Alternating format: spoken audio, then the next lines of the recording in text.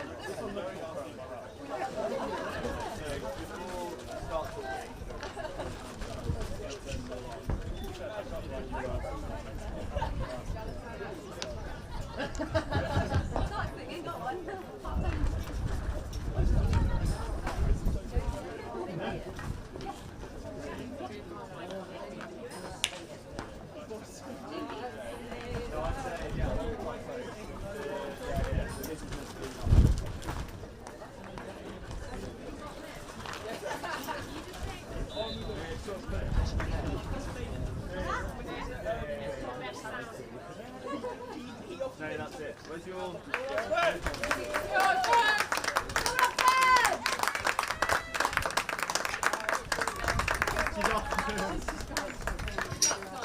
Good luck, Tess. Yeah. Thanks for coming, guys. Adidas.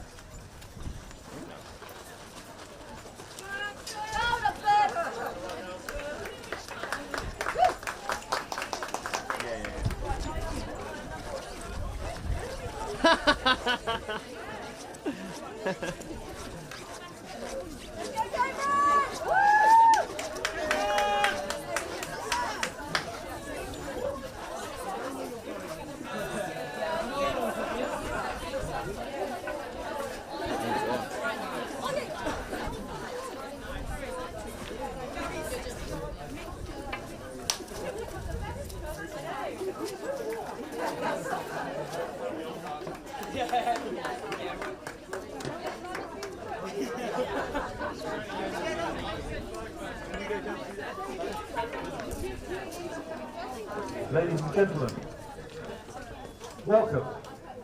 A very different varsity match to the 2020 match. Rather sparser crowd. However, for the benefit of those watching at home, which includes my 85-year-old mother, I'd like to ask our two most important participants, the two umpires, Tilly Morgan and Claire Barwood, to join me. Followed by the, let's take it in turns, as the holders, Cambridge, through the little gate. And when Cambridge have come through the gate, perhaps they will actually be followed by Oxford.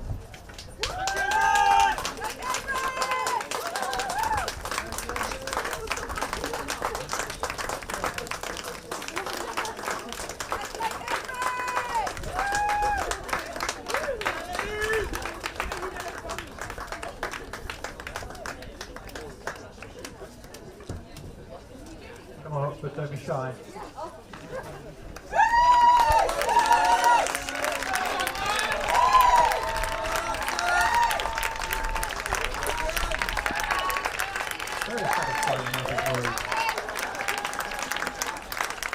Ellie Harrison from Oxford. Hello everyone, my name's Ellie Harrison, clearly, and we can just see the Oxford team coming out. Looks like it's going to be a nice sunny day for the match. Hopefully the rain will hold off. Like blue skies. There's light blue skies over to the right-hand side. There's dark blue skies over to the left-hand side. Which will prevail? We're hoping for light blue, secretly. And I'm thrilled to announce we have a special guest. I'm sure many of you will know the name Tess Howard. Welcome, Tess. She's a GB hockey player and she is commentating with us today. Many thanks for having me here on this beautiful day. Excited to see both teams play. I am officially Switzerland in this, so do not worry.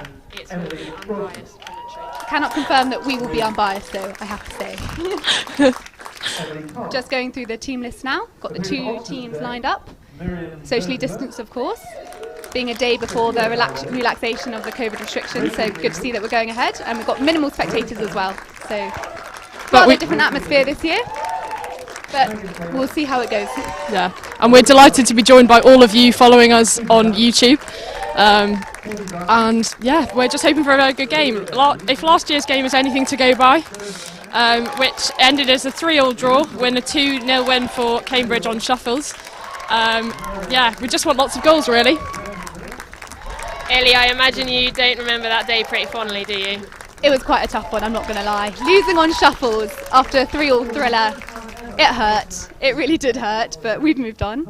And I'm sure both teams, it really is all to play for today. There's no favourite. Both teams, Cambridge are going to extend their 2-year lead, whereas Oxford are going to be raring to get the win back again. And actually, looking back at the past, we can see that the first match was held at 1890, and first women's match was actually in 1898. And at the moment, the standings are Cambridge with 51 wins, and Oxford with 45.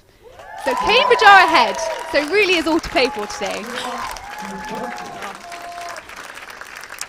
And the match has been held here since 2003. We like the Southgate pitch. It's very bouncy, and there was a good bit of rain earlier today, so I'm expecting lots of bobbly passing. But hopefully it will be stick to stick eventually as the game. Yeah, I've always found wet pitches are very good for floor to score. Would you agree, Ellie? Well, Tess, you know a lot about floor to scoring. The iconic dive goals, one of your many international goals. Well, let's talk about the diving goals, not the diving tackles, that's for sure. And there's yellow cards to go with it. Okay, we promised we wouldn't say that, but okay.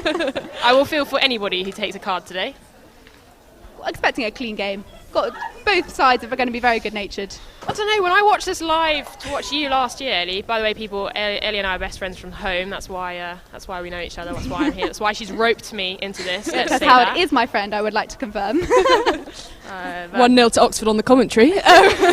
I would like to maintain I neither have attended Oxford nor Cambridge, so I'm still very much. Although you are from Cambridge though, Tess, so is that going to sway your allegiances? This is true. I have a best friend from Oxford and I'm born in Cambridge, so where does the loyalty lie? And to be fair, it's a Doxbridge commentary team because Tess is at Durham University and plays a very, very high level of hockey there. Well, at Durham University, and of course, Tess is, for those of you who don't know, she's been playing for GB for 3 years now. Is that correct, Tess? Indeed, 3 years, 38 caps. 38 caps. Get that little fact in. Good to know. I thought you were going to say the caps. Oh, sorry, mate. And we've just got the team talks before the game starts. Vivi, what's going on in that Cambridge team talk right now? I think Kieran Gilmore, who is Cambridge's new coach, has just finished his inspiring words, and he will now be handing it to telling the team to keep calm, stick to stick passing, and hopefully just keep the ball for the first 5 minutes. It's about calming the nerves the first 5 minutes for sure, getting that good first touch, playing the basics, trusting your teammates, and just settling into the game. It's kind of like rather like commentary, isn't it? Settling in nice and Settling. Exactly. Calming those nerves. This is the first female commentary actually for the Varsity match, so it's a year of firsts, really. Fantastic news! Absolutely fantastic news. And we're getting ready for 4 quarters of 17.5 minutes. Yeah. Looks like Cambridge have got the first pushback, and it doesn't look like they're going to pass it to Oxford, even though this is a friendly game. It is a friendly game, famously. We're all friends here. Oh, go at them. Off McStay goes, but Lee Smith, the captain, gets in a good tackle. yeah, Cambridge just Oxford settling setting down. up their defence. And it's out to Bacon. So, nope. Picked up by Lee Smith. And Monka, and off it goes round the back. That's to a Monka. nice back four shape the Cambridge team have set up. Edwards? Edwards, yeah. Yep. Monker, and out to Zink on the right-hand side. But it's Picked been up by turned Oxford over. nicely, putting the pressure on. That's Shannon McNabb, the iconic Shannon McNabb. This is her 53rd varsity, if I'm correct. She's played both cricket and hockey. She's a woman of many talents, that Shannon McNabb. Yeah, back to Borden, back to Monker. Hopefully, just play it around the back until the space appears. It's good composure from Cambridge in the early stages. Yeah, definitely. Good step by Annie Willer. Good turnover. Off the gate, into 25, but no, a foot. Little bit scrappy to start. Oh, taken Definitely, but quickly by Cambridge to Cambridge three. and cleared up by Severe Bardelli.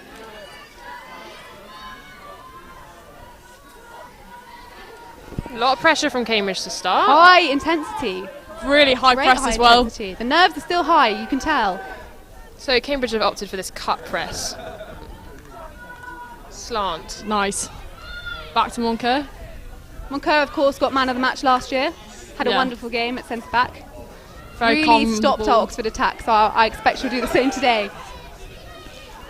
So that's what the Cambridge listeners will be hoping, and her dad. Her number one fan, will definitely be winning her on via YouTube.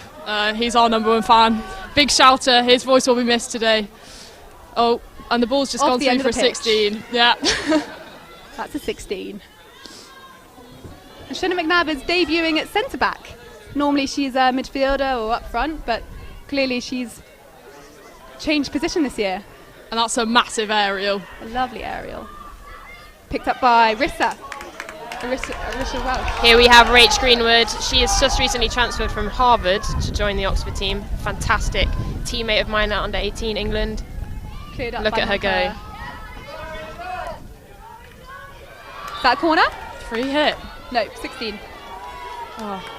Expect to see a lot of energy from Rach Greenwood, number 2. Yeah. Oh, I was corner's going to say, been I did given. think Cambridge had got away with one there. I thought there was a foot in the D. Yes, but, I agree. Um, Interesting for the umpire to change decision too. Maybe they look to TMO. first corner of the day.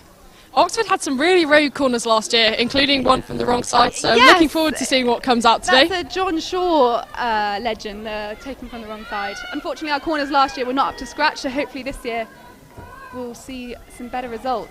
The Germans are actually notorious for having 2 players on either side of the penalty spot. Two Castles. Stopped by McNabb and flicked by Lucy Donovan. Good save by Meehan in the Cambridge goal. Oxford sideline, taken by Diggin.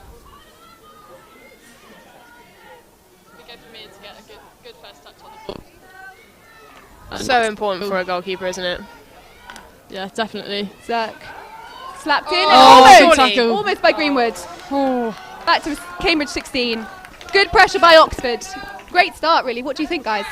I'm not sure about that umpiring decision. Potentially could have been a penalty corner. I think the Cambridge player did come from behind, but we move on. That's a lovely turn. Good by Riss. She's excellent in the centre. She really is the main structure of the team. That's a great ball forward from Montgomery. On to Molly, the captain. Donovan putting the pressure on. What kind of captain style are we looking at here, Vivi? I think Molly will be a quiet leader, but she'll be communicating with everyone on the pitch. She's very, very encouraging, and she's lovely to play with. And flare hands is the main thing to note about Molly when she gets the ball up A bit front. like you, Tess, flare hands. Enough, Ellie, enough. Wonderful ball through by Horden Lovely to ball. McStay. Good tackle. Excellent by Willer. What a jab I do tackle. love a jab tackle. This is Willer's debut in the varsity match. Thoroughly earned her place. She's an excellent centre back. Good to see her out today. Bacon a fresher on the ball. Vice captain Susie Dunn on the 5 yard. Okay. Off the That's back. tight defended by Oxford. Very important to stick man to man in this tight 25 environment. Yeah, I think Cambridge needs to create a bit of space to work with here. Montgomery on the ball, back to Edwards. Over to Monker, who I think will look for a long ball in. Shakespeare closing down the ball nicely. Oh wait, that's Lee Smith. My apologies. She's Good got the tackle. ball back. Excellent work by Lee Smith. Look at her go. Nice tackle from Edwards, and she gets the ball out to Bacon. He gets it down the line to McStay. Great stick Great skills from skill. McStay. Good tackle. And touch by McNabb. Just need to keep that stick on the ball, really. That's well played. Yeah. Ooh, Good Didn't defence manage from to find a Oxford. foot. yeah, it's tight. Good work. The energy of this game is phenomenal. Yeah. Especially with the lack of spectators, it really is buzzing. To be fair, once you get playing, you don't really notice. You do forget about the spectators, actually. Yeah, just so focused on what your job is.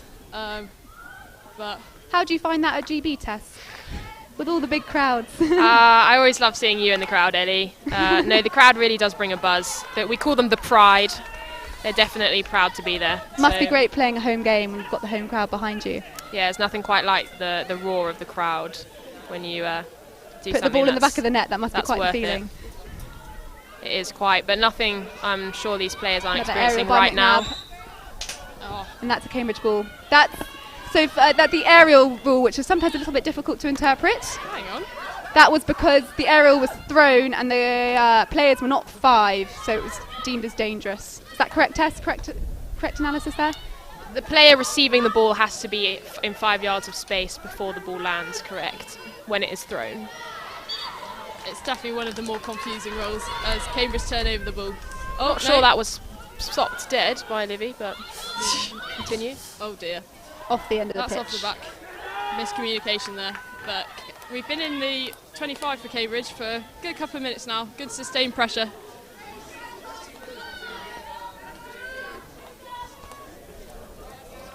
Good pick up It from just Bacon. seems to be a sea of minty green at the moment.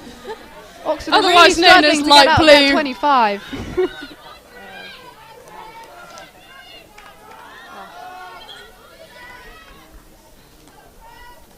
Gordon's going to take the Setting ball. up a high transfer from Cambridge.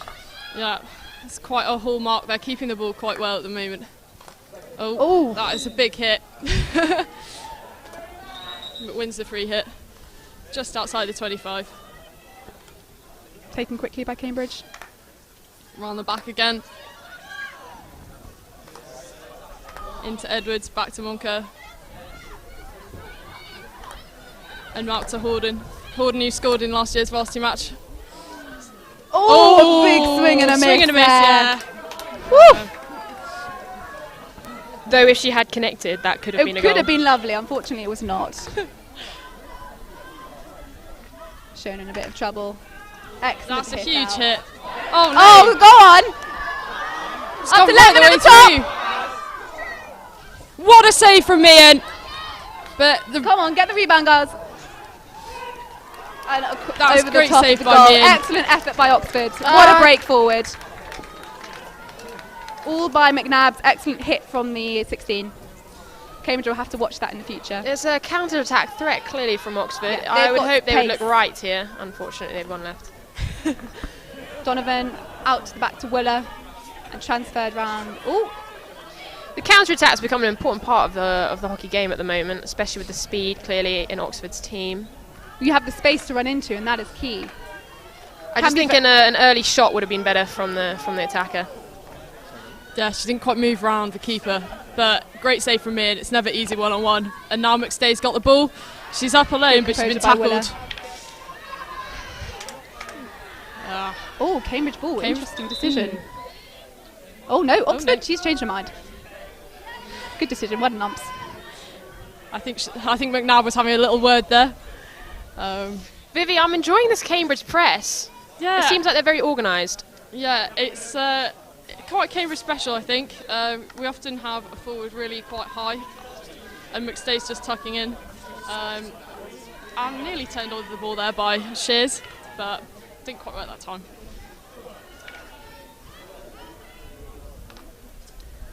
Donovan's sporting the white headband today. First time I've seen her wear that. Looks rather fetching, if you would you agree, Tess?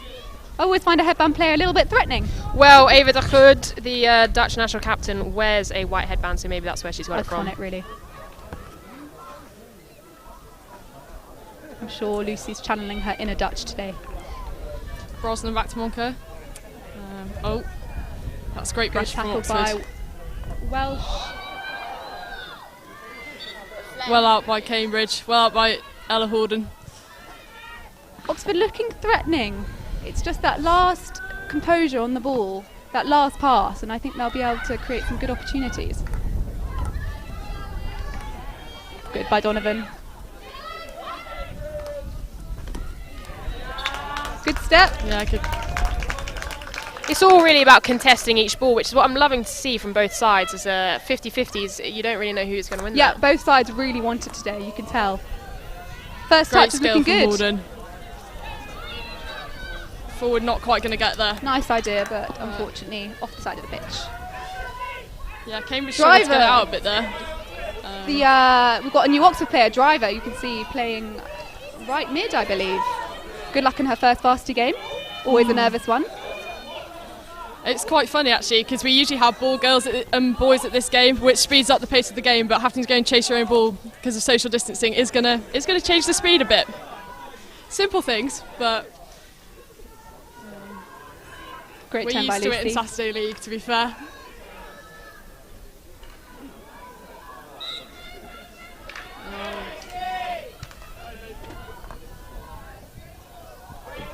Good strength in the midfield. Can she keep hold? Yep. Good work. Recycle. It's all about That's a trusting your great pick from teammate. Austin. Austin, who is out for most of last year with a really bad injury. It's great to see her back on the pitch. Can't quite find McStay, but a good run from her.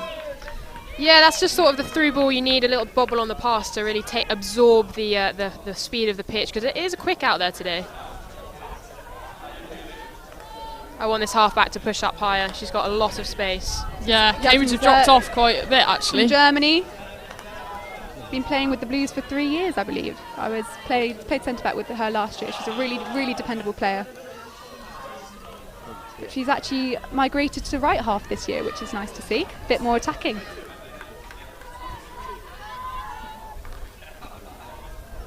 Ellie, what's it like seeing your teammates out there today? It's wonderful to see them out there. Obviously, it's been a really hard year with COVID, and Oxford have only really played a handful of games. Frustratingly so. Hockey in general has been really disrupted this year, but Oxford in particular have really played very few games. So to see them playing this level after It's only a great really tackle from Di Bevan. a month and a half in training is really, really good to see. There we go. Can she find a teammate? Shona putting the pressure on. Yes, she can. Out to Gabriella Holland, fresher playing today. Down the line to Lucy Lawrence, who can't quite keep the ball in, and it's a 16 for Oxford.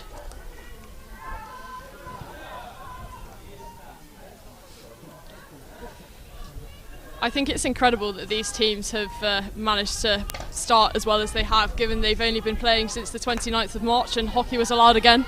They're looking really slick so far.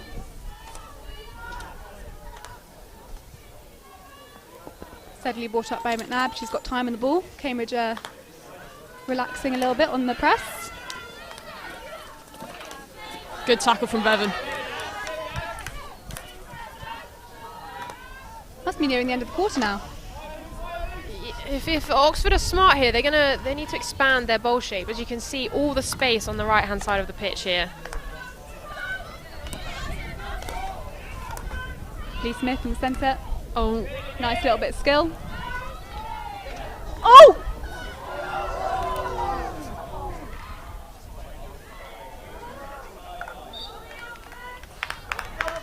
That was Excellent exciting. attack by Oxford. Really close, inches. Just that last finish. yeah, Min could be really pleased with her start so far. She's made a couple of really pivotal saves. Holland on the ball. Out to Bacon, but can't quite Good connect. pressure by Oxford, forcing the turnover. 3 minutes. Okay. Another chance for Oxford. And well out by Horden. We're playing quarters today and not halves like we have done in previous games, so we've got 3 minutes to go until quarter time. How would you say it's going so far, Tess? I'm really enjoying the energy, but I just think there needs to be a bit more technical composure in that final D. For both teams. I would say for both teams. Though we've seen a swing. We see balls like that heading straight to the spare, and it actually offers a chance for Cambridge to counter-attack if they can get that ball away. Yeah, Those D Cambridge- entries are so important. One of the most difficult things to do in hockey, to get consistently good D entries and making the most out of the times you do enter the D. You're quite good at D entries, aren't you, Ellie? No, unfortunately, no, not really. you play at the back. That's probably why. I was going to say last year you were pretty good at D Well, I was entries. protecting my own D rather than attacking the others, unfortunately. I think there was one time you went into the D. Vivi, what's your position? Well, good question. Started off last season at centre back and ended up playing up front. So Bit of everything. wherever there's a space, really. Maybe not goalkeeper. Oh, here we have an Oxford turn. Here we go. Tackle on Excellent. Monker, Unfortunately, can't get control of it. And that's a long corner for Oxford. Bit of confusion on the pitch. If Oxford can take this quickly and capitalise. I was going to say, I think Cambridge a Taken bit by lucky Lee Smith there. up in the air. Dangerous. Yeah, we'll have that.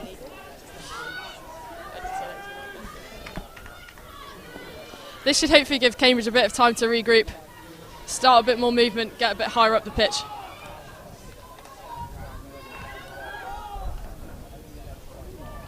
Oh. Missed that connection there.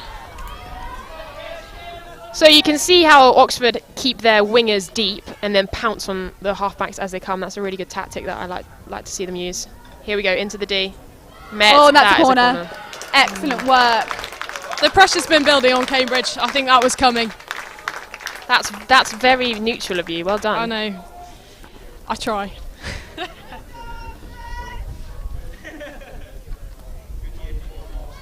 What do you predict this time, Ellie? I reckon we'll have another drag fit from the top from Donovan. I don't think she really got hold of the first one, so it'd be good to see another go.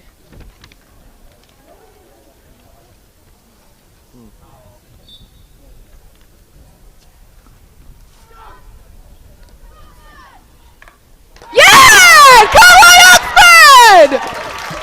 Very neutral of you there, Ellie. Apologies. Excellent work, Oxford! I need to stop shouting, sorry. That was a great goal from Oxford team. I'm not sure, Lovely was that deflection. Donovan from the flick? I think there was a deflection on the left post. I didn't see quite who it was. 1-0 to Oxford. Fantastic Excellent celebration. way to finish the first quarter. 15 seconds left on the clock. Cambridge need to regroup a bit here. They've been under pressure for the last 3 or 4 minutes, and it culminated in that goal. But that's a quarter time, just what we needed. So Cambridge will be going in, regroup hopefully. I'm sure Kieran Gilmore and Molly Ring will have some wise words for the team. But what do you think Oxford are going to be saying at quarter time, Ellie? I think they're going to be quite happy with that start. It's a little bit chaotic at the very beginning, but I think they're settling into it and they're putting on the pressure on Cambridge really well, especially when Cambridge are trying to outlet. We've seen a lot of turnover from Oxford in those last 5 minutes. Cambridge perspective, Vivi? Yeah, I think we started quite brightly. Haven't had much in the D so far, not many shots on goal, but I like the fact we were keeping the ball quite well, and I think we lost that towards the end of the last 5 minutes there. So hopefully Cambridge just need to regroup and start stick-to-stick passing again. Tess, is it too soon to call? Any predictions? I thought I would be able to call, but I think it's actually a very well-matched game here.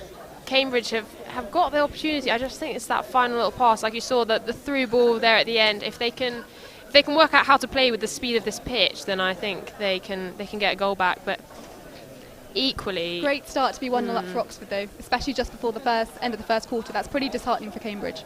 I don't think so. We've come back.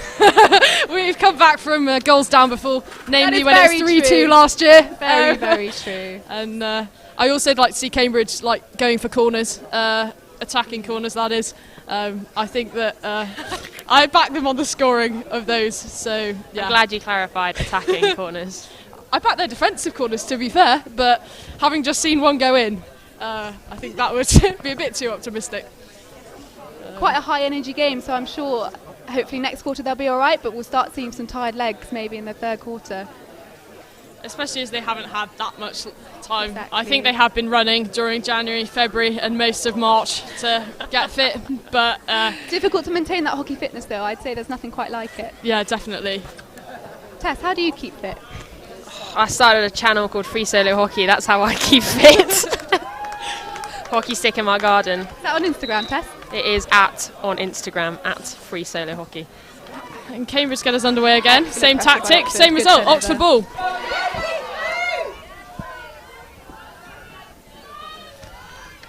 Emily Brosnan's on the ball. She's our oldest player today at 31, doing an executive MBA, and also caps for Hong Kong. Done. A lot of niche trivia Into there. the D.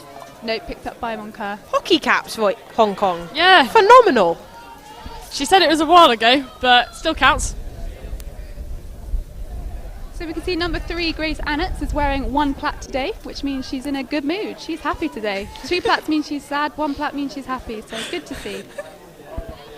Matches the beautiful weather we have. The light blue sky. Oh my god.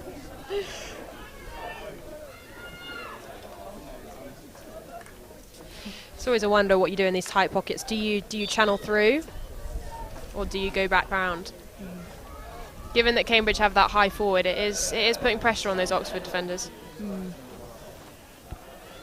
McNabb with a nice bit of skill. She's got excellent hands. Even though she has this amazing left to right drag, and you know it's coming, but it still beats you. Phenomenal. Phenomenon. Is it her 7th varsity match today for hockey? I think it's her 7th, yes. I've lost track, to be perfectly honest with you. Shona did an undergrad here, and now she's 2nd year DPhil, I believe, in material sciences. So still could be a few more appearances Yeah, for Shona. she's still got some more in the tank, I'm sure of it. Closed down by Taylor, number 8. Yeah, Brosnan back on Great the ball. number that. Great ball to Litchfield. Litchfield another fresher. Almost goes their way through there. Up by Lee Smith. Nice and calm on the ball. It's a great run. Lee Smith is a great playmaker. Oh! Good save from Meehan. Missed opportunity there. What would you say, Tess? Well, you had 2 players try for it, and that's all you want to see. Unfortunately, they're like, oh, here we go. McStay. The counter attack, as you can see. Goes the way through. But no, good tackle. Hang on. No. Opportunity's gone. Best chance Cambridge have had so far. Another varsity debut. Great to see her out here playing right half. Emily McStay. And Lee Smith has also dropped Number into 12, centre-back. Emily's done very well there. She's an Irish under-21 international. Okay, I recognise her a little bit. Digging on the ball, number 7. She had the phenomenal goal last year, if you recall. The backhand reverse swing in the air. Yeah, that was an incredible goal. Best varsity goal I've ever seen. I would go as far as to say it's the best goal I've ever seen, in all fairness. Picked up by Dunn. Lovely bubbly ball into the D. Good pick by Horden. She just got in front there, and it was looking dangerous again. You can see what the Oxford attack is aiming to do. Get down that right-hand side, fire the ball across with a bobbly pass. Swing and a miss. Shears has just mishit that. It was looking slightly promising. We had 3 up front, but definitely more Oxford defenders than Cambridge attackers Lovely there. first time ball by Greenwood. And she gets hold of it. Good stop by Moncur.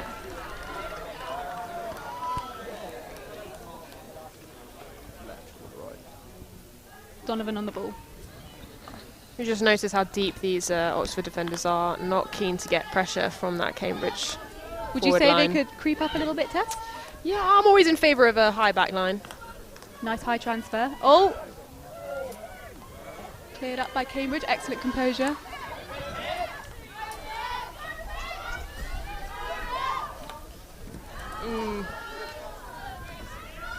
Not quite cleared as far as Cambridge would have liked, I don't think, but it gives them time to set their press. Maybe the aim was to make their captain run all the way to the end of the pitch to get the ball. Cynical. A good tactic, I think.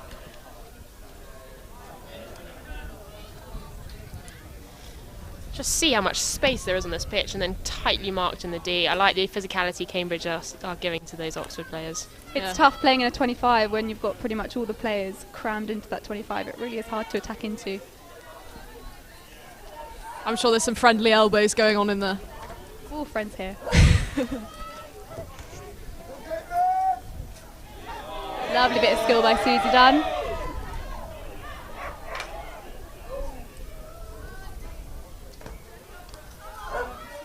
Oxford still going.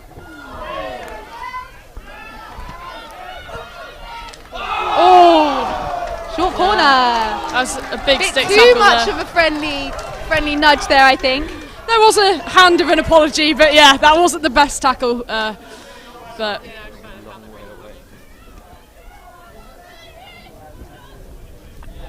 another drag flick. Deflection here. I predict. Deflection. Okay.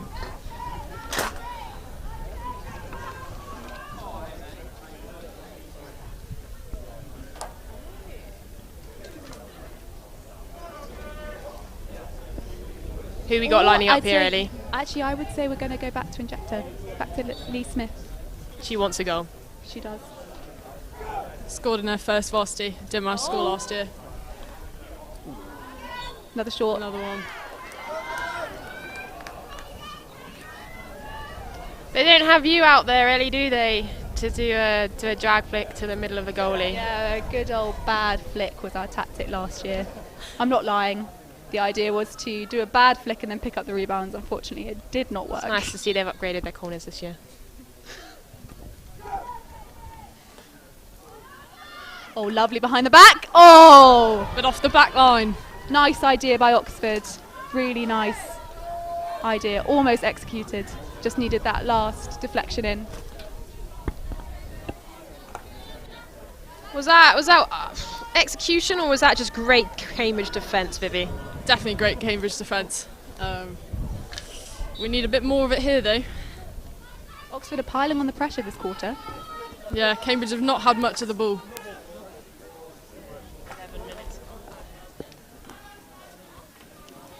And again, Oxford ball. Yeah, Cambridge really struggling to get it out the 25 at the moment. Good to see Lee Smith at the centre-back position. She's doing a good job. Famously quite a difficult position to do well. I believe repositioning is always the key as a Constant defender. shifting, I'd agree. Tess, so for GB, what positions have you played? It's pretty much everywhere, right? I rocked up as a screen, which is basically centre half. Then I scored in my third game, so then they were like, maybe not. Big up. And also gave the ball to centre forward. So, you know, it was a mixed bag, let's just say, as centre mid. Migrated to midfield, and then now I'm rocking up at the forward line. It's a bit of everything, basically. Bar goalkeeper. Versatile. Cambridge back on the ball. Moncur over to Horden. Horden through the middle. Great ball up to Lawrence there. Good tackle shave by by Donovan. Lucy Donovan. Great disruption there. The 3 Ds is the key of Oxford defence. Delay, disrupt, dispossess. That's a Tam Pascoe classic. What a coach.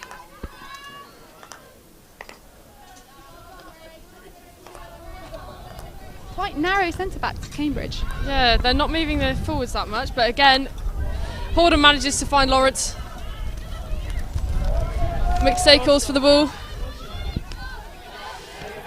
Oh. Kept the ball, well done. Great ball up to McStay. What can she do here? Unfortunately hit her own foot.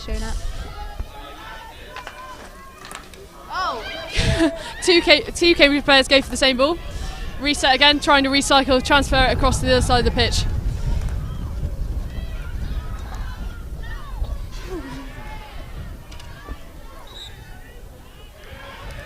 Well fought by Oxford. They need to just take their time here, get some composure, and try and get back into their attacking half. I'd like to see a bit more height from Oxford here. You can see it all sort of playing in the same half.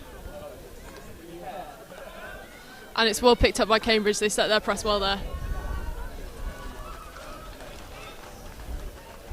Back to Horden. I'm enjoying Cambridge's back line. I think they look strong. They look strong. Yeah, it's definitely one of our strengths last year, and we've kept most of the back line. Lily Bacon and Emily Brosnan are new at half back this year, and that is a great run from Lily Bacon. Picked up by Lee Smith. Playing spare. It's interesting having a spare with such good skills. Useful to get out of sticky situations. Absolutely, that example. absolutely. That's what I mean.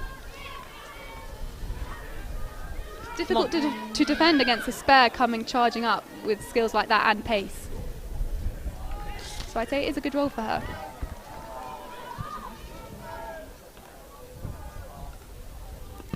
Like this right half searching forward now, trying to break the line of the winger. Good stop by Montgomery.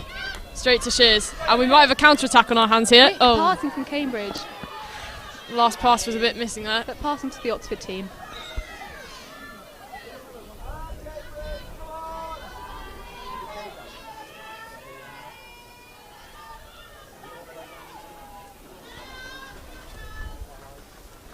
Cambridge setting up their press with a high forward, trying to split the centre backs there.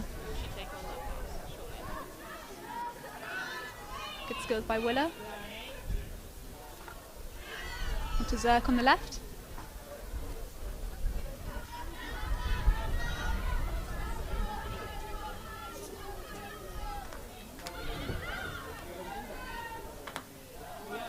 Well played to find that left foot pass.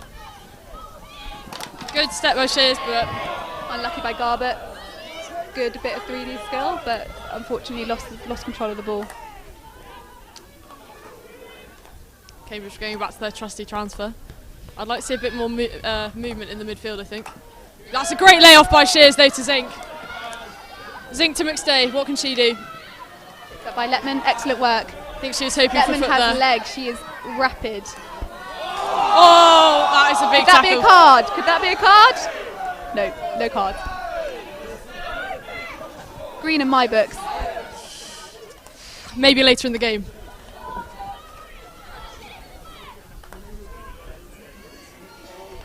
Rachel Greenwood did also get straight back up. If she'd done a football dive, it could have definitely been a green. Here she is on the ball again. Lovely little turn. Good stop by Munker, but We've got quite a high rate of turnover. It would be nice for the teams to retain possession for a bit longer. yeah, I don't think Cambridge are finding the ball out very well and finding a player. I think they're playing it straight off the sideline and inviting pressure back onto themselves. I love a ball like that. It forces the fullback to go forwards. She's kept it on. Fantastic. Picked up by McNabb in the middle. Lovely bit of skill. There's the drag. Outside the 25, we all know the rules. It can go straight in. Stop by Munker. That's the thing. You need to move the spare before the ball goes in. Yeah. Flat ball is too easy to trap for the spare player on the running on the same line.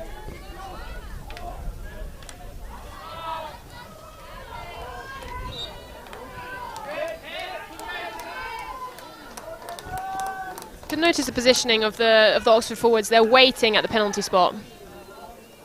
They know what's coming. A bit more movement, or are you? No, I'm enjoying. You just got to hold on as a centre forward. You just got to hold on to that penalty spot, and that's your guide.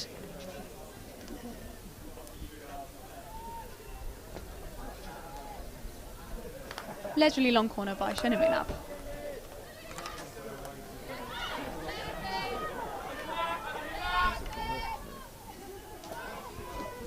I think Oxford have used this right baseline drive quite a lot actually so far.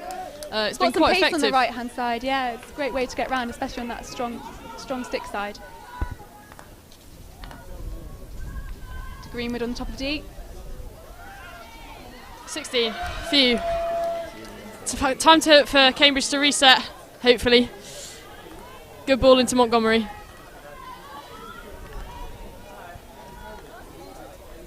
Great steal by Arissa. Can they get that last link? Short corner. Well played, Arissa. The Harvard Rach Greenwood is proving very useful and a great link up with Rissa actually. How Two can you great play for players playing Harvard and together. Oxford at the same time? So she's actually chosen to do a semester abroad, I believe. Something to do with rules and I assume it's COVID. been quite difficult in America with COVID for her this year. She hasn't played a game since 2019, so this is her first game back, and by the looks of it, pretty impressive.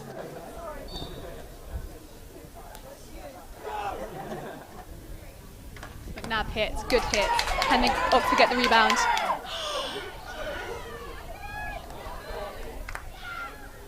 Oh, just wide. Excellent effort by Oxford. They're appealing. I think they're asking for another corner. Not sure why. Let's look at that on replay. Definitely some heart in the mouth defending from Cambridge there. Yes, good call by the umpire. It didn't hit any of the Cambridge lot.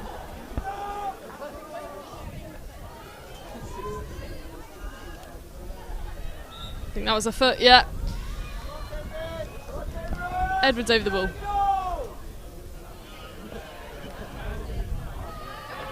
Forward to Bevan. She's definitely not Filing on the five. pressure. Save from Clearance by Baldelli. Baldelli. I think that's Baldelli's first touch so far. Second touch, I believe. Second touch, okay. She hasn't had much to do so far, it's safe to say. I love the way Baldelli patrols her goal. Notorious from our school days, Ellie. We did indeed play with Miss Baldelli whilst we were at school together. And with her identical twin sister. Don't mix them up, that is for sure. Good tackle from Bevan, picked up by Litchfield in the midfield. Bevan used to play for an uncontroversial shade of blue. She played for Bath in her undergrad years and is doing an MPhil in environmental policy. She will be useful for us in the future, that is for sure.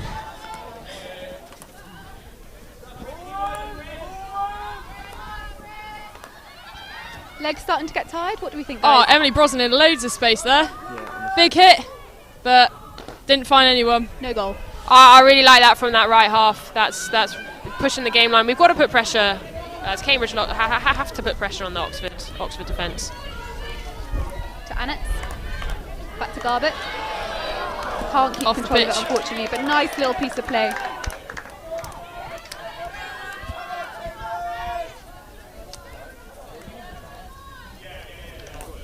Bacon into Edwards. Edwards has scored in both of the last Varsity matches. So third time lucky, eh? Great step by Garbutt. Back to Moncur. Tidies up nicely as always. Wing press. Yeah, gotta be careful. Good call from Wonka. Into Shears. And out to Brosnan, but it's picked by Oxford.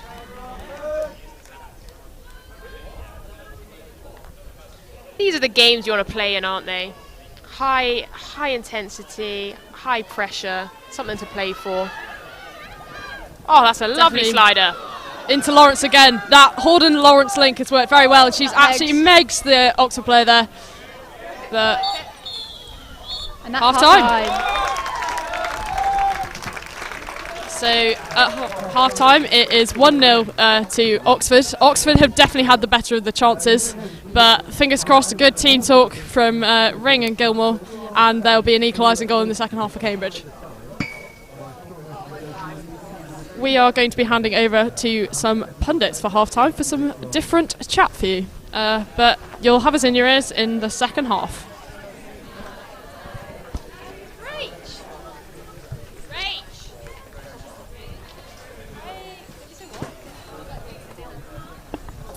We just, you know. Hi, I'm Mina. I'm a Senior Associate Consultant at JMAN Group. We're proud sponsors of the Varsity Match 2021, which we've sponsored for as long as we've existed. For those of you that haven't heard of us before, we're a fast-growing management consultancy firm who's looking to hire smart and driven individuals who are looking for a challenge. I'm here to tell you a little bit more about what we do and what a career with JMAN Group would look like. Firstly, my biggest learning since joining the company is knowing how to quickly get to the bottom of how a company operates and the various factors that can affect its performance. On average, our projects at JMAN are only around 8 weeks long. And that means that I've had the experience to work with clients and their management teams across industrial, tech, retail, and other sectors. JMAN has taught me to understand a client's current capabilities, their strategic objectives, and the potential solutions that can help them achieve their goals. But what I like is that we're not just recommending solutions, we're actually helping to deliver the tools and the processes that help solve the client problem by utilizing the wide technical toolset. So secondly, in your first year at JMAN, you develop a technical arsenal from cloud databasing to data manipulation to data visualization that you can deploy and tailor to the strategic problem at hand. No matter your background or experience, you learn to code in languages such as Python and SQL, and to use market-leading data tools such as Alteryx, Power BI, Nime, the list continues to grow. In a market where businesses are increasingly relying on data to support their decision-making, the use of these tools is becoming more and more important. And it's been a huge advantage for me to have learned these skills so early on in my career. Thirdly, we're a super exciting, high-growth business, and as a relatively small team, we can each influence the strategic direction that the business grows. All our goal is to build a world-class business that we're proud of, and that comes from setting high standards for the team and pushing at those boundaries of what we initially think is possible. From day one, we each take responsibility for driving forward an internal area. For example, I'm working on a strategy to diversify recruitment, and others in my cohort are defining JMAN sustainability objectives or building the brand new JMAN website. Lastly, what I enjoy most about the day-to-day at JMAN is that I'm surrounded by talented, ambitious, and well-rounded individuals, be it other university graduates, or ex-military personnel, or even professional sportsmen. I love working in small, high-performance teams where we're all working towards that same goal, but we're all bringing something different to the table. If my experience from my first year at JMAN Group appeals to you, or you're willing to learn new skills and grow a world-class business, then please apply via our website or reach out to me or someone else on the team directly to find out more.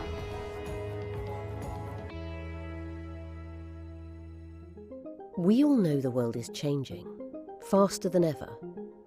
Ever more complex regulations are leading organisations to encrypt a greater proportion of their data, so that even by the end of this year, 90% of all internet traffic is expected to be encrypted, which will need extra levels of security and a more innovative approach.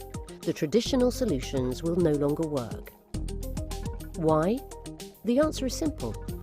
Because the hackers also use encryption for concealment to disguise their malware and ransomware.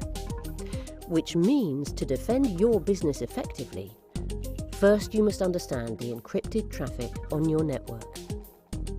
This is what Varsity does.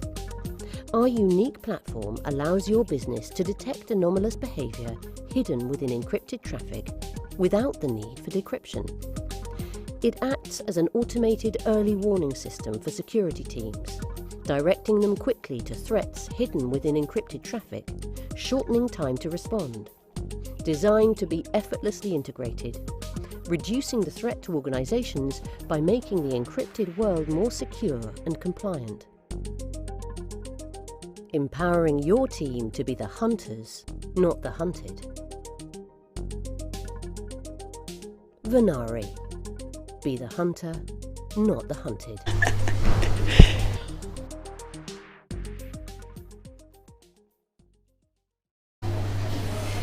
Good afternoon, you're joining us live from Southgate Hockey Club as we're at the half-time of the Oxford-Cambridge Varsity match. Currently the score is 1-0 to Oxford and a goal from Libby Lee Smith off a short corner. Mark and Rachel, any thoughts on the first half of the match from Cambridge? Yeah, I thought Cambridge actually came out really aggressive right at the start, which is unusual for us, but we've ended up a bit on the defensive, it feels, especially in that second quarter. So I think we could possibly work on that a bit as we go into the second half. Yeah, definitely. Beginning of the second quarter, I think we sort of hadn't fully woken up there yet, but we definitely jumped back in, and I'm going to call out McState. Super aggressive, I love it. She's just in it. Every ball, she just goes for it, and especially when she started off the game, just heading at you guys in Oxford, I was like, do you know what, that's confidence, and I love that, so yeah. Especially from the pressure. You got any top moments that you think from the first half there? Well, I think going off of that, with the Cambridge really aggressive press in the first kind of 5-ish minutes, and I think there was a real turning point where Cambridge started to kind of drop off a little bit, started to be a bit more kind of lower, deeper press, and I think Meg probably agrees with me here, but I think the turning point of that was when Shona McNabb took a hit straight through the middle of the pitch. Yep. And from then on, once the Cambridge team knew that could happen, they dropped off a little bit, and I think that was a big turning point. Absolutely, yeah, fully agree. Obviously the goal makes a difference as well. That settled the nerves a bit for Oxford and puts the pressure on Cambridge now to come back, definitely. Any thoughts on specific players that you think have had a good first half? I have to say Kirsten, the goalie for Cambridge, is always pretty solid. She did make some great saves in that first half. And in the back line in general, Ella Horden, she's a solid player. She was before? Yes. Yeah, that's back. I've been really impressed with her. Yeah. She used to come through her from the back, for the inside. Yes, there's been a few balls from her up right all the way to the back line, and we just need to get on the end of them. Yeah, some like really, really nice balls coming from our defence and like midfield, like right into the top corners, and we're always hoping there's someone there, but there never is, and it's like, oh no. Some brilliant pieces of individual skill as well, I think, from the Cambridge team, particularly kind of on the up left side of the pitch. I think there's been really good cutting inside and kind of taking out the Oxford defence, which I think has been really successful.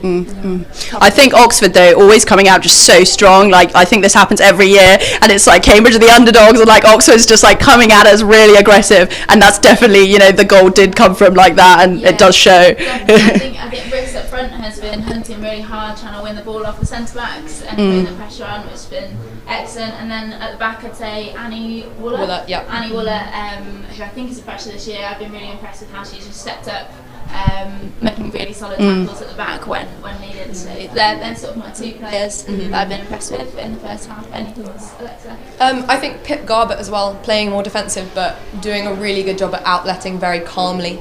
I think at times both teams are guilty of getting the ball turnover and kind of just lobbing it up the field hoping for the best, but I think Pip's done a really good job of keeping it calm, distributing effectively, using skills when necessary. I think that's really impressed me in the first half. So thoughts for the second half then? What do we need to do?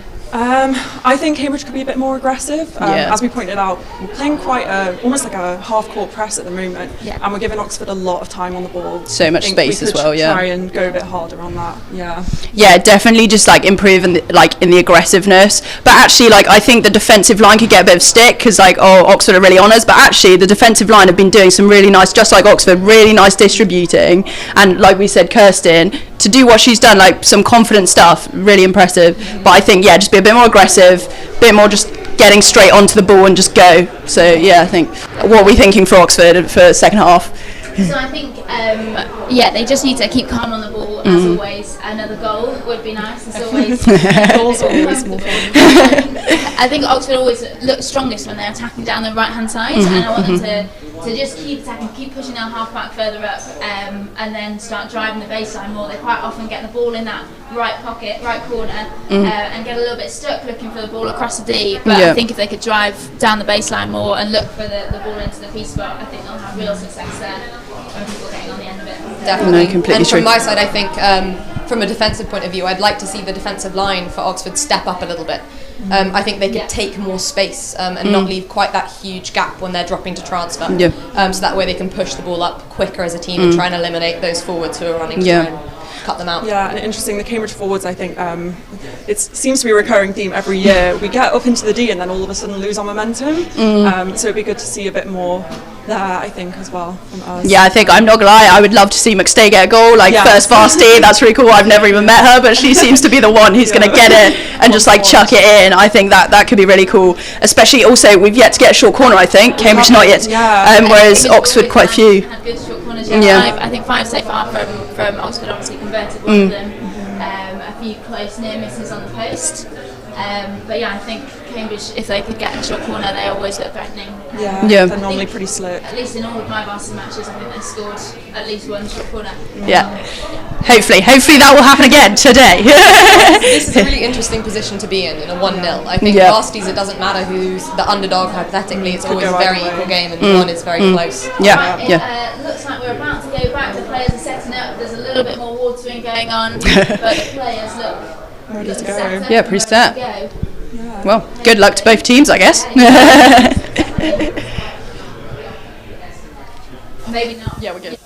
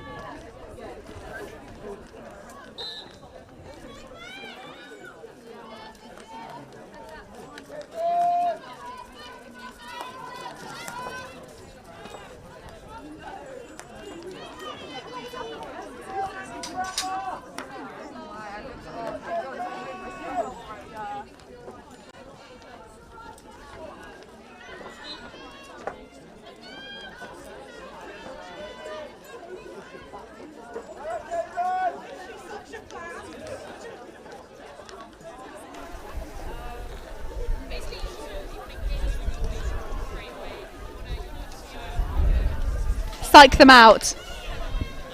Everybody has not seen these shuffles. Basically, you want to aim between the goalie's legs. Nutmeg them. It's an understated area of the goalie. Ring on the ball, captain ring. Bit of a scrappy start again to this third quarter.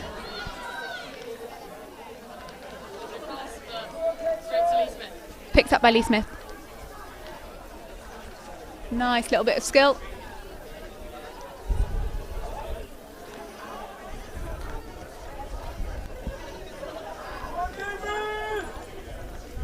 Great skill by Livy. She does not give up. And a short corner. She's rewarded for her efforts.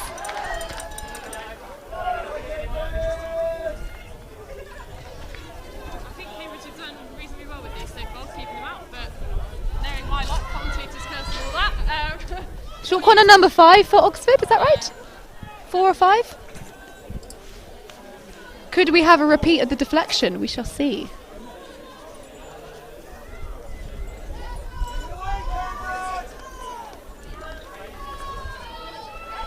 Pushed out with that German efficiency by Yaz.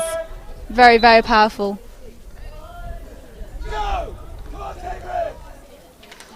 Going for the same again, and great save on the line.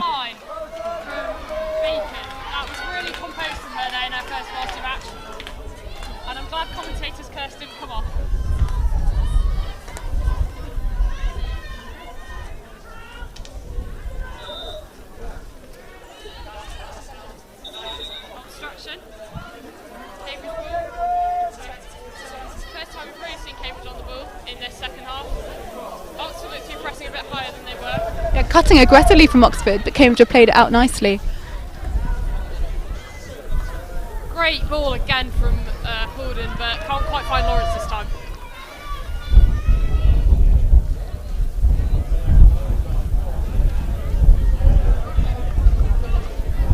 On the Oxford sideline we can see manager Tilly Morgan.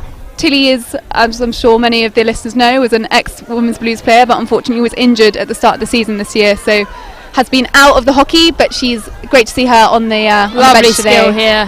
Here we go. Well played. And that's a corner. Really Susie's having a great game so far. You just see how she does the little lift down the baseline. She waits for the defender's stick to be got down, and then she just does a little 3D. I believe she scored 2 goals last year. She had an incredible game that day as well. So great stuff from her as vice captain. I think there should be like a vice captain's band, just a captain's band. It's just one for the listeners to ponder. Here we go. Straight, I predict. Oh, behind the back. Slightly topped up, but there's still a rebound going. Great saves from Meehan again. And cleared by Moncur. Picked up by Oxford again. That is not what Cambridge want. I love that little through the legs. Good little Rach thing. Greenwood, notorious for the reverse. But that was a brave block from Moncur, and hopefully Litchfield will be able to take this ball away. Excellent tackle by Lee Smith. I love a one-handed tackle. That is very good from Lee Smith. She's having a fantastic game. This is her last game for Oxford, isn't it, Ellie? It is. She's rather gutted about it, but doesn't want to focus on that too much. Just wants to get through the game first. Hopefully get a win for her second year as captain. Oh. Picked up by Dunn. Nice little roll. Oh, what an excellent chance. Couldn't capitalise, unfortunately. Yeah, Cambridge are under the cosh again. Just need to keep with stick-to-stick passing, I think. And that ball out from Horden, but unfortunately that stopped. Stops in its tracks.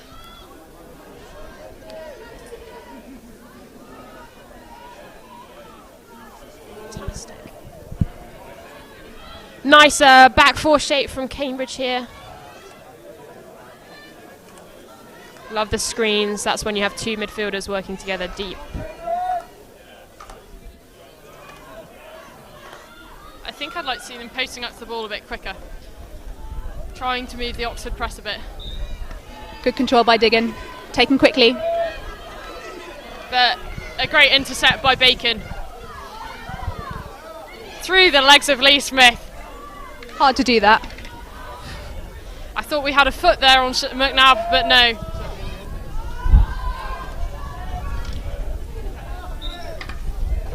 What I like here is that Lee Smith has decided to take a bit more of an attacking turn now. I think with the scoreline, she's feeling more confident. Leading from the front. She actually moved into midfield. I think she has, yeah. Yeah, I think her and McNabb have been swapping around a bit to keep Cambridge guessing, and the commentators by the sounds of things.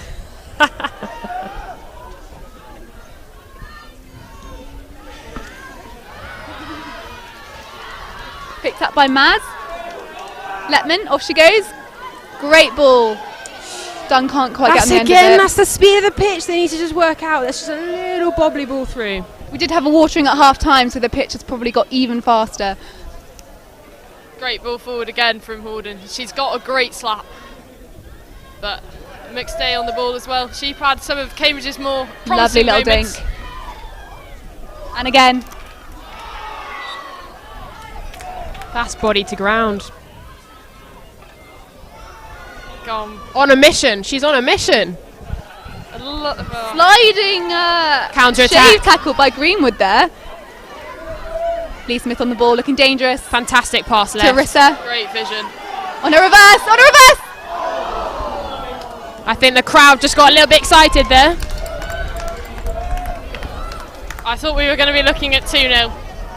But it's a big move to take on a tomahawk in a varsity match with loads of space and loads of time, and she just topped the ball. With those kinds of shots, you either need to go to ground to get the connection, or you just need to slow down. There was no one around. Great run though by Walsh, nevertheless. Great. Very good run. Very good run. Lawrence on the ball. Hales from Yorkshire originally. Cleared up nicely by Oxford. I think Cambridge look like they want to go here. They definitely will want a goal.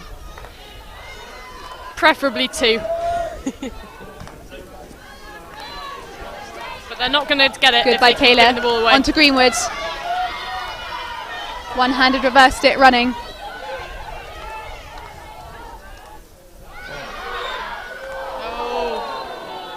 Given us high. Controversial.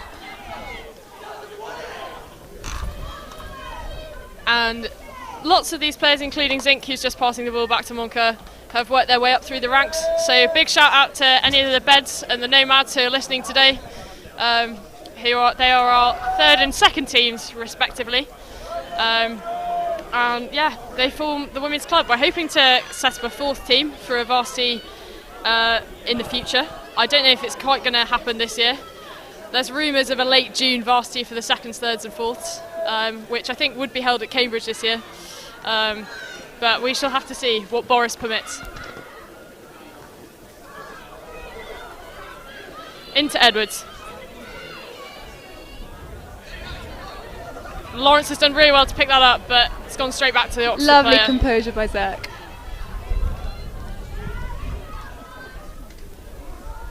Zerk's got a big aerial on her. Is she going to pull it out? She is indeed. Oh, she is. Great pick.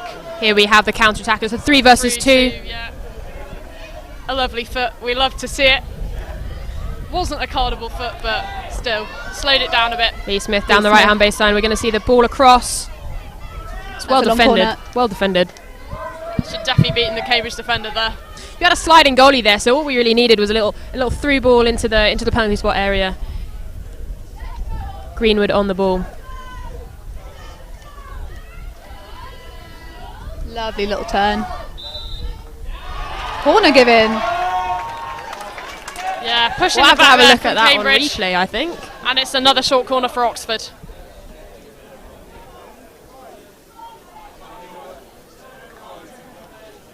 No replay. Alas, there is no replay. Viv, how are you feeling watching this? Corner about to happen. I'm going to say, yeah, solid. We've done well so far. Again, fingers crossed no commentators curse again. Taylor on the flick. Decent flick. Yeah. Oh, yeah. We had heard rumours of an Oxford drag flick, and that was good, but straight into the hands of Meehan. I suppose it's a glove and not a hand. A hand would have been rather painful.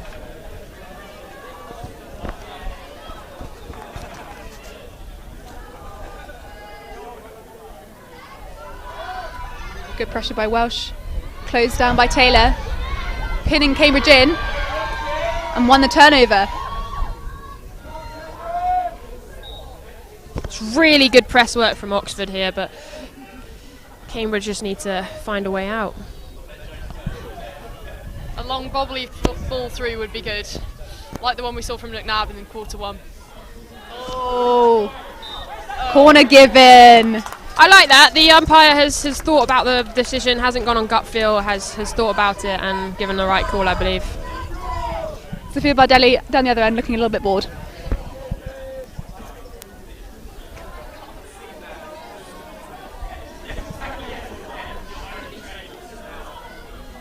What variation are we going to see this time, Ellie?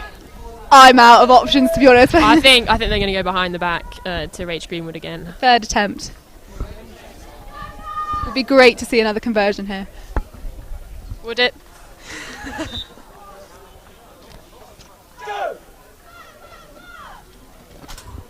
Oh, she almost got killed. Inches. Whoa. Lee Smith down. Hang on. That is not good for the Oxford team. Looking back on replay, I didn't quite see what happened there. I think it was from the flick. Cracked her somewhere. Ouch.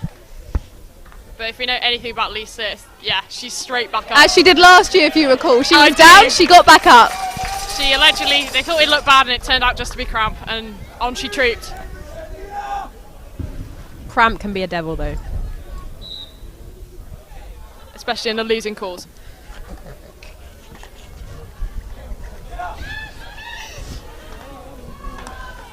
Lovely shave by Greenwood. Piling on the pressure. That is how you win a well earned free hit.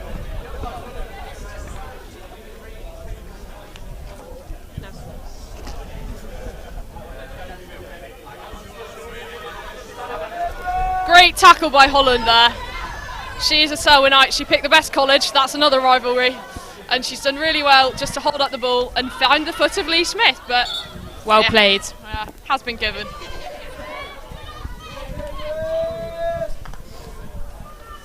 Oxford sticking with their high press, keeping the pressure high. She did well to keep that in, did Litchfield, but Greenwood's back on the ball.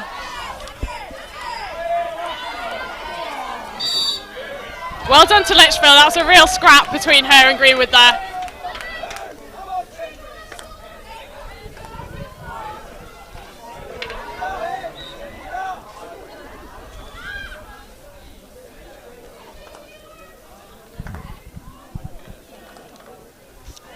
Lovely slap again. And Cambridge ball. Would be nice to see Cambridge progress forward into their attacking half and their attacking 25, Vivi. Yeah, definitely. Be nice to see a Cambridge goal. Or a Cambridge corner. I'll take either. Intermonte or Montgomery. Well, if you recall from last year, it was great Cambridge corners. They had a brilliant deflection. Here we go, Cambridge. That's true. I'll take a scrappy goal at this point. Can Taylor get there? Yes, she can. Great ball by Taylor. Unfortunately, runs off the end of the pitch. Oxford looked really dangerous on the counter. Really quick.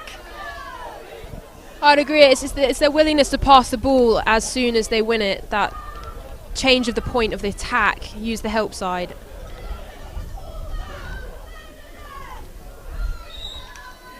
Relentless hassling.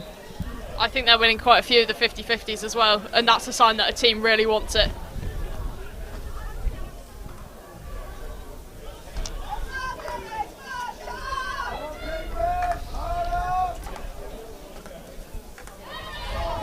Oxford are pressing so high that's making it very difficult for Cambridge to get out, and Greenwood's on a lovely mazy run.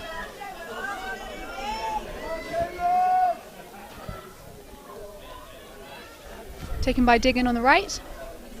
Taken quickly.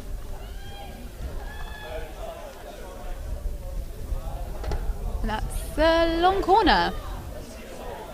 We are praising Oxford's attack a lot, but we also must praise Cambridge's defence because the score remains 1-0, which is impressive. With the high pressure, Cambridge really are holding their nerve at the back.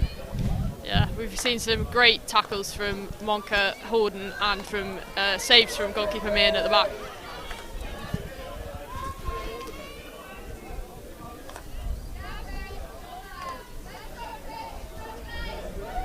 Some pace on the right-hand side from Garbett. Driving into the D. Great tackle from Monker there. She was really well channeled by Captain Ring. But can Ring get out of this corner?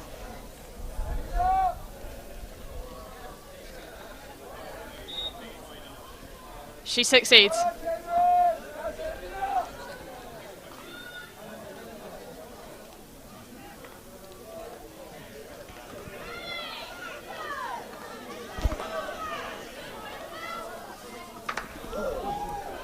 It's the kind of hit I wanted to see. Go on. Cleared up by Lee Smith. Little through the legs.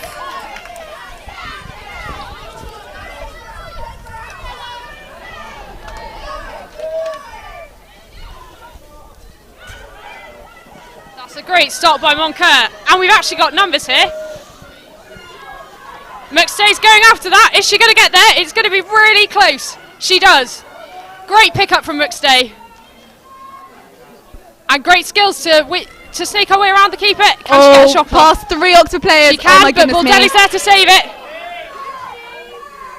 Well done, Sophia Baldelli. Important save there. That was really great from McStay and Monker linking up there. First really nice Cambridge attack. Yeah. McStay really showing the kind of energy that Cambridge need up front. Edwards. Oxford need to get the defensive formation sorted out. Cambridge just need to be really calm here. Stick-to-stick passing. Snake their way into the D. Goal. Easy peasy. I made it sound good anyway. But that's a good ball in from Bevan. It's bobbling. I think that... Did it hit her foot? No. Cleared up by Baldelli. Three-quarter time. Goodness me. What a quarter, still 1-0, all to play for. What would your team talk for Cambridge be, Tess? I'd like them to restructure their midfield. I think they're too deep currently, so the connection between the midfield and the forward is just lacking. So I'd keep 2 deep midfielders, and I'd keep one sort of a number 10, as you would play in football, to link up to the forward. So I just think that the link is a little bit. It's not quite been there yet, has it? There's still time. There's still 15 whole minutes. I wonder if we would... 17 and a half minutes. Even better. I wonder if McStay would be better off dropping into that link position, because her energy at the moment is bringing so much power forwards for Cambridge. Yeah, she's definitely been standing out so far, I would say. Yeah, just need a goal, really. I don't mind where it comes from, because Cambridge still haven't had a corner yet. Don't mind where it's come from, so you'd like another Oxford goal? Okay, I would like to clarify my statement. I'd like to see a Cambridge goal, and not in their own net. I'm impartial, as usual. Tess, what would you say to the Oxford team? What do they need to do in this last quarter? I think they just need to change the point of attack a bit more. We've seen a lot of right-hand baseline. We've seen a lot through the middle. I think there's a little bit too much dribbling going on, but we saw in the first half their passing game, and their counter-attacks have really come from their passing. So I would tell them to explore the left-hand side of the D and then skip ball through into the D as well. Well, I think the Oxford strength is their depth. Every single player on that team deserves to be on that team, I mean, as of course all the teams here, but there really is a high average, and it's great to see that there's no ego here. If you see the ball, you pass it. Be great to have another goal though, to just have a bit more security for the team. I'm sure those nerves are still high. I'm still hopeful of a Cambridge goal. Certainly in the first half of the season they played 6 games. I think they scored in every game bar one, and they had a big 4-0 win against Cam City 2s early in October, and although that's not indicative of form, it does mean that they can score 4 goals. Hello to our club mates who are tuning in today to support us, our local rivals at Wilforce Road, Cam City. Let's hope we can channel that game into the last 17 and a half minutes.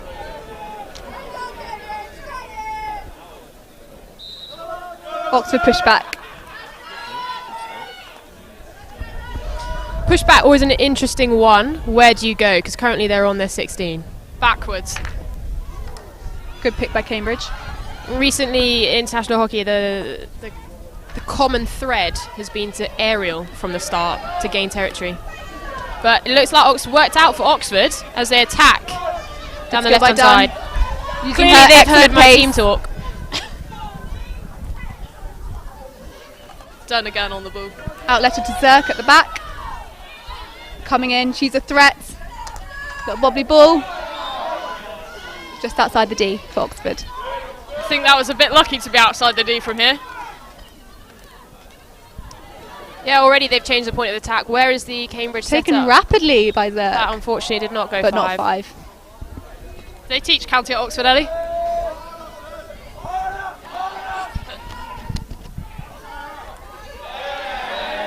Well played by Lee Smith. Little Cynical hand in the play. air like that.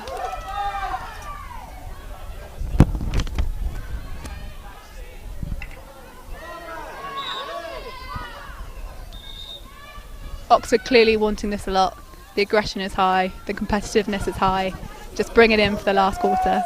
The press is high as well, and I think that's one of the reasons Cambridge are struggling to bring it out. So we haven't seen an aerial yet. I don't know if we have an aerial. Is that in the locker? I don't know. My guess would be, if we haven't seen it so far, maybe No. not.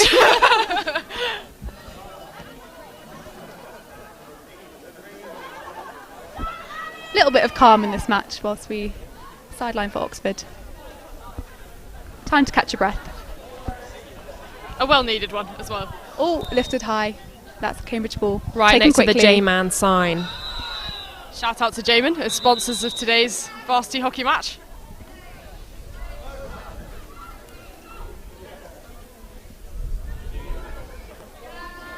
Edwards back to Bacon. To Horden. To Monka. That common thread that we've seen a lot through time and time again. But well stopped by McNabb. Lovely bit of skill by McNabb. Good pick by Monka again.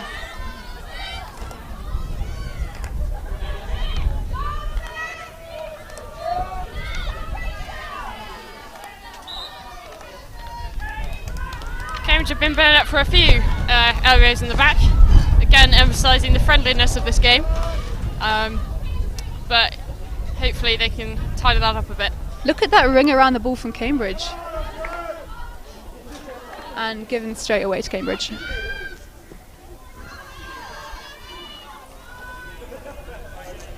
Out to Bacon.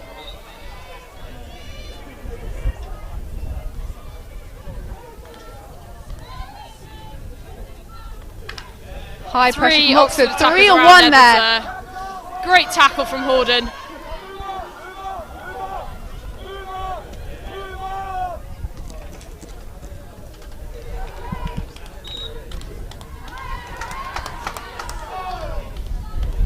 Again, Cambridge are having to deal with high Oxford pressure. Oxford just need to get that last ball and that last connection in the D. Taken out for a transfer. Cambridge trying to split the press, but McNabb, the famous V-drag came out there and she is storming Lovely forwards. little run. That's an Oxford ball. That was good pressure from Cambridge. I like that press. I'm not sure. Oh, I'm not sure she was 5. Given Cambridge's don't way, teach and counting the ball either. is not stopped. Great tackle from McNabb. Good by Annette. Great by Diggin. Interception, here we go. Attack the left. Tackle from Monka. Into Austin. Oh, excellent by McNabb. She's gone down in the process. McNabb, of course, being our resident Scottish player. She's so Fantastic Scottish, skill. she's even met one of the protesters. Proclaimers, sorry, the Proclaimers. Goodness me. I will walk 500 miles.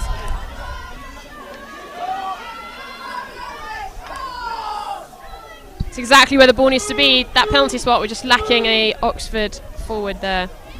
Nice to see Cambridge moving forward with the ball into their own half. Great strong run by Austin. Great pace. But she was very well channeled and tackled there, giving time for Oxford. Great to double reset. teaming there from Oxford. Hopefully we can exploit the left-hand side of the pitch here, where all that space is. Or just pass it back to Cambridge. Out to Zink. It's unlucky. I feel like the nerves could be getting to Cambridge now. Nerves combined with the tiredness, I feel. Yeah, it's difficult when they're chasing the game. Little aerial. Susie. Number 10, Susie Dunn, here she goes, 2-on-1. Superb tackle by Bacon. That was looking really dangerous, but the fresher pulls through. Fantastic low block from Greenwood, here she goes. We've seen that time and time again from her today.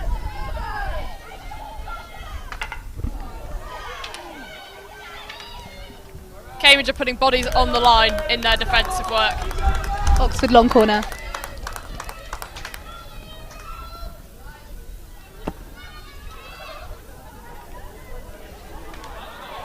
That's not 5. Again, trying to go to too many bodies. We need to get the ball out. Clearly listened there, Tess. Thank you, Oxford. Taken up by Willer. Out to Zirk. I like to see a bit of left-hand outside attack. Here she goes. Well out to Ring. Cambridge really need to get some height here. They're pretty much all in their own defensive 25. But the free hit will give them time to reset.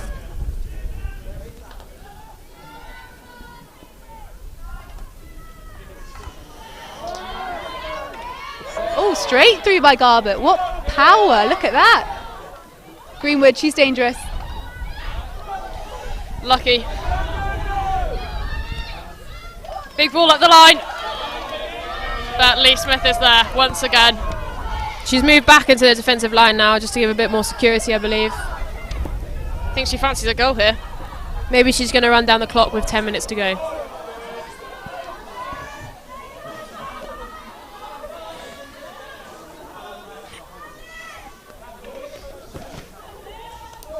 Bit of time wasting, what do we think, guys?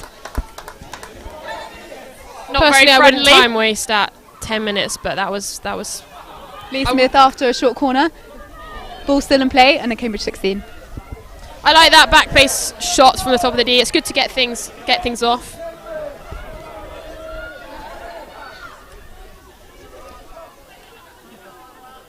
Great ball into Edwards. And a great run, straight through to McStay. McStay has been Cambridge's danger woman so far. Good work by Zirk. Last line of defence for Oxford. But she wins the ball. That's okay, give Oxford time to collect, get their defensive structure up and running. Amy Edwards doing a very good ball forwards. It's good to see balls like that really threatening Oxford's defence.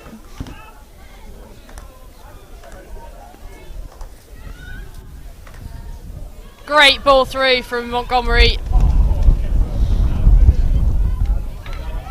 Oxford pressure high. Can Cambridge win a short corner, their first of the day? Space right. Pick by Shona McNabb.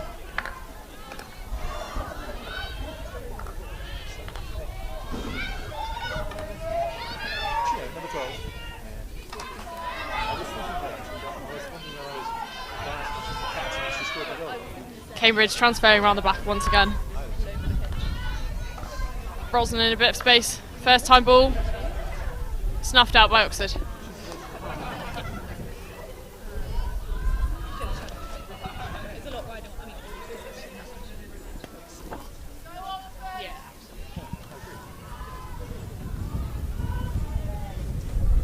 Brosnan over the ball. Tess, what do you think?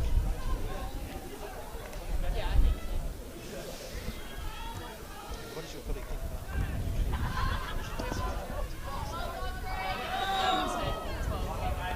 2-12.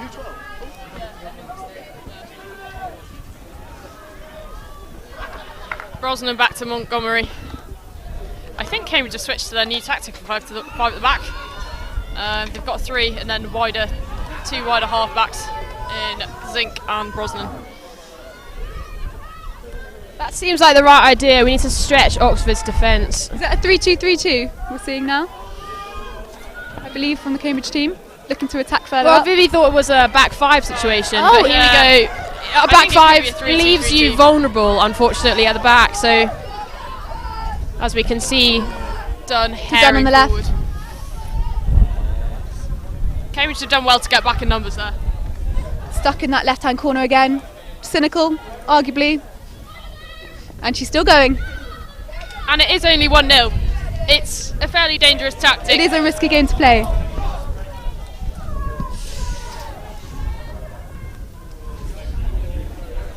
With 6 minutes to go, I'm not entirely sure of this tactic of wasting down time. So it's good to see their ball. Good step by Willa. Important trap there. That was a bit of a withering stare from McStay at the umpire there. She has been known to get a cold.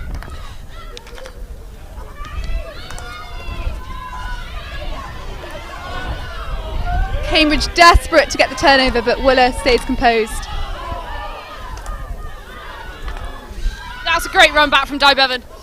But McNabb brings out the flare. Greenwood into the D. Across the face of goal. No, it could have been top right. It could have been top right. I've seen Rach do that before at training. So, and that came pretty much out of nowhere. She beat about 3 defenders on the reverse. I don't think you see enough shooting from that angle. I'm a big fan of it. You like a skyer, don't you, Tess? I like a squarial. You are in a fortunate position to be able to do that, though, Tess. Some Good of us, intercept by Dunn. maybe not. And Diggin. Susie Dunn on the ball again, going for that left-hand corner, taking her time. We still haven't even reached the 5-minute mark. So. And we're still going. I'm surprised Cambridge aren't running around and getting more players around to win the ball. Lee Smith calling the press early. Don't want to get sluggish here for Oxford. Remember, it is only 1 goal up. I'd like to see Cambridge put a player really, really high, maybe top of the D. One of our main players, we always had someone on the 25 last year, and I think we're missing that at the moment. Seen off by Lee Smith. Oxford ball.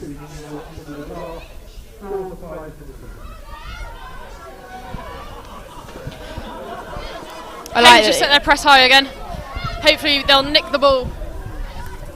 That's a great pass through from Donovan. Good pick by Diggin. And there's tons of space on the help right-hand side. Perfect.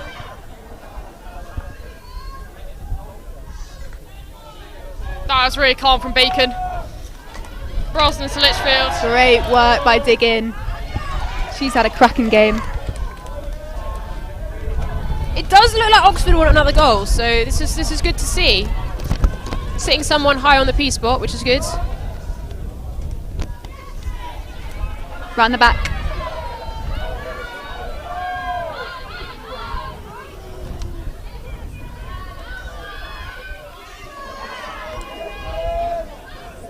Goodbye the centre backs, progressing forward. Great pick by Brosnan, but an even better one by Greenwood. What skill! Look at her go. Strong out by Meehan.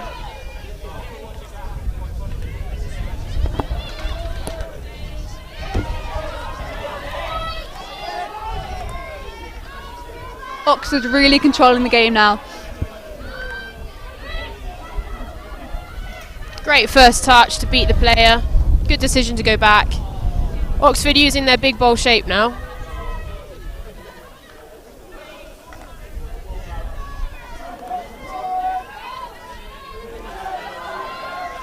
A fullback that can carry is dangerous. And Lee Smith has been imperious today. Very good word. That's not 5. That's a green. She's gone. Goodbye. 2 minutes off. 2 minutes where Cambridge have a man advantage. She's only going to be on for the last 50 seconds of this game now, with 2 minutes 45 seconds now. Can Cambridge capitalise on this man advantage? Off you go, Litchfield. No, has to go back to where the foul happened.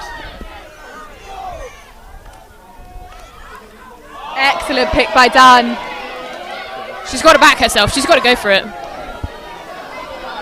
And she goes to the left-hand corner again. I think she will.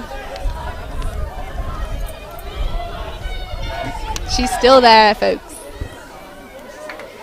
Oxford ball. Sliding tackle from Brosnan.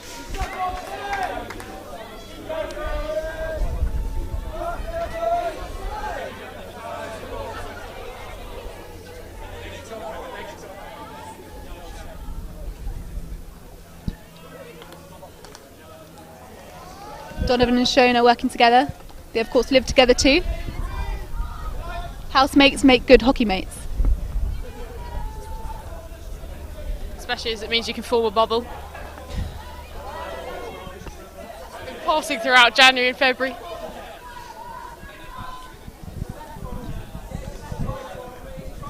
It's really Let's see getting some of that serious Shona here. magic. I think Cambridge have one more opportunity here. The game's not over till it's over. 6 seconds is enough. Where is Oxford's player high? Cambridge's. My apologies. Cambridge's. Izzy Austin's pushing high. There she is. Not quite as high as I'd like, but the question is, can Cambridge get the ball up to her? We're into the last 2 minutes. All Oxford really need to do now is just break down the play, keep breaking down the play. Keep doing what they're doing. And go back into that left-hand corner. Give the ball early from Cambridge, search high. Dunn needs to work back here. Missed trap from Lee Smith, but cleared up by Garbutt. Back to Cambridge. And Big a foot. there. That's fine from Oxford, but it's great to see a bit more energy from Cambridge. They really want to get this. Definitely. Can they get it into the D now?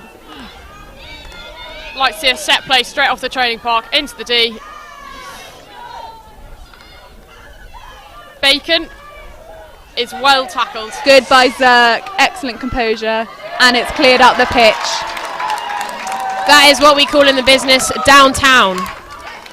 But it's back. Good work from the goalkeeper.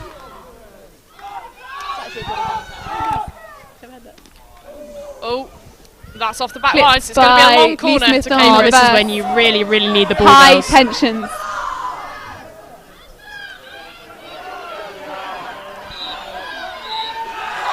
And that's it! Commiserations, Vivi. Congratulations, Ellie. Sorry, Livy. Great commentating, but unfortunately Oxford have taken the trophy back this year. But in all fairness, very deservedly so. They have been the dominant team throughout this match, and we've had flashes of brilliance from McStay, but not too much going on for Cambridge in the attacking D. Love to see that celebration. You can see how much it means for this Oxford team. What a match by them. Yeah, I think that is their 17th win since 2000. Oxford have been very dominant since 2000. And yeah, Cambridge will look to come back fighting in 2022. I like this amicable arm shaking or elbow bumping. COVID safe, of course. Thrilled for these Oxford girls. Really well deserved. Who was your player of the match for Oxford, Ellie? I think the player of the match has got to go to the captain, Livy Lee Smith. She had a phenomenal game. She led from the front, she led from the back, she was all over it, and she really, really deserved that goal. She was the goal scorer, of course. She was all over the pitch. So my man of the match is Livy Lee Smith. What about you? What about for Cambridge, Vivi? So for Cambridge, I think that Meehan did have an outstanding game in goal. She had a lot to do, and Monka and Horden did play some wonderful balls up, but for me it was number 12, Emily McStay. When she got the ball, she did try and create a lot of chances. Unfortunately, just none of them quite in the back of the net today. All round a very strong performance from both teams. I think they can both be very proud of themselves. I know Cambridge will be gutted, but it's these sorts of events that really are why we play hockey. And so just huge congratulations to everyone involved. And many thanks to JMAN as well. And we hope you've enjoyed it on YouTube. We have enjoyed being in your ears. And yeah, I think it's been quite amicable banter up here. I think I'd agree with that just about. One slip of professionalism in the first quarter, wasn't there, Ellie? But other than that, Ellie's learned not to shout down the microphone when they score. Apologies for people wearing headphones. Got a little bit too excited to forget you're on the microphone. I think it's understandable, to be fair. Well, thanks very much for listening, guys, and we're going to see the presentations now, and the men's match will start shortly.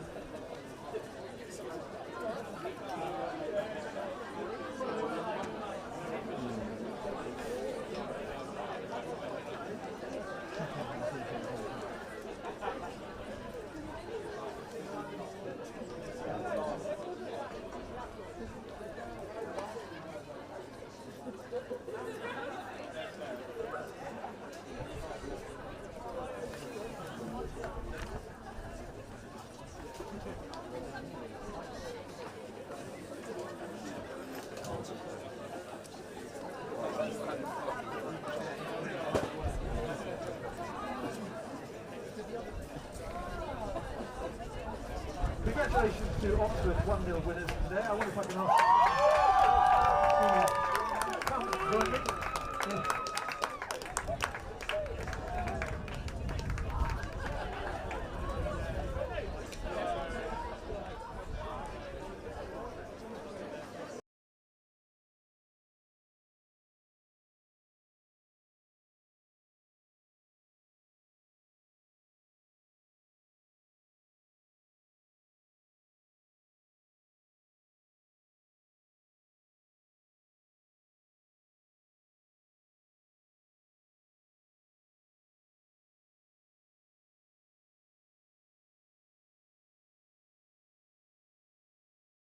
Most of the players have stopped knocking the balls around, just to show a bit of courtesy to the ladies as they finish the match. Gather around, have a bit of a chat, inspire each other with the old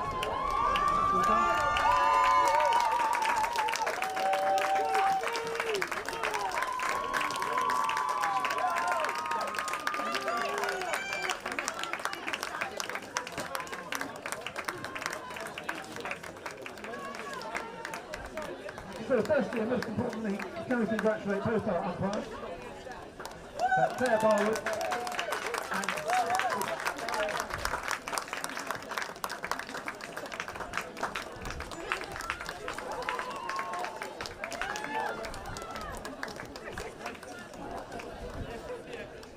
our trophies there being handed out by Dr. Andrew Cairns, somebody even more senior than me. A commiseration.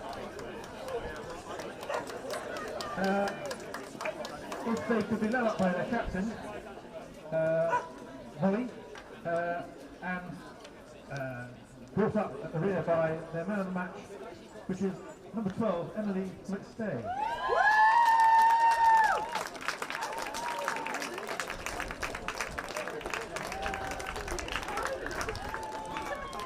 Bring your team, Molly, together. It's a team game.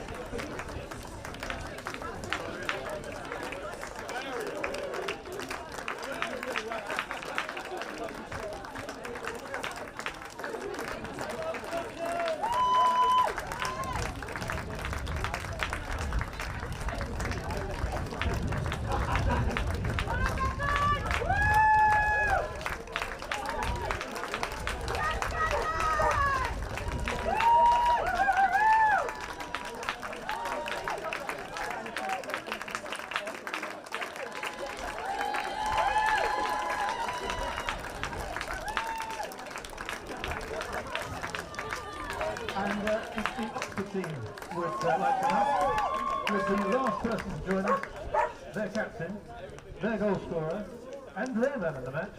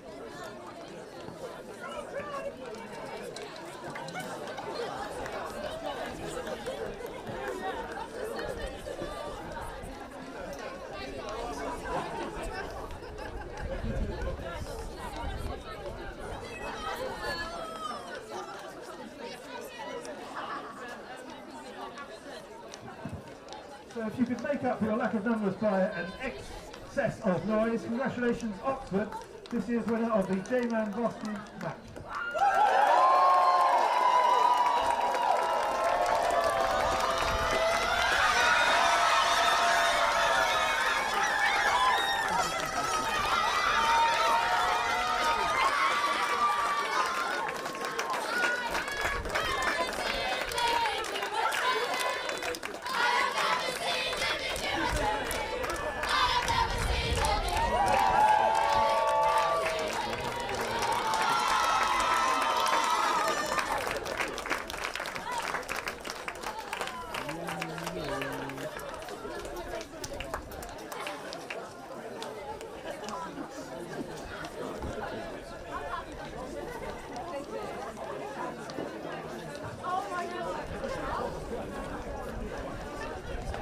Hi, I'm Mina. I'm a Senior Associate Consultant at JMAN Group. We're proud sponsors of the Varsity Match 2021, which we've sponsored for as long as we've existed. For those of you that haven't heard of us before, we're a fast-growing management consultancy firm who's looking to hire smart and driven individuals who are looking for a challenge. I'm here to tell you a little bit more about what we do and what a career with JMAN Group would look like.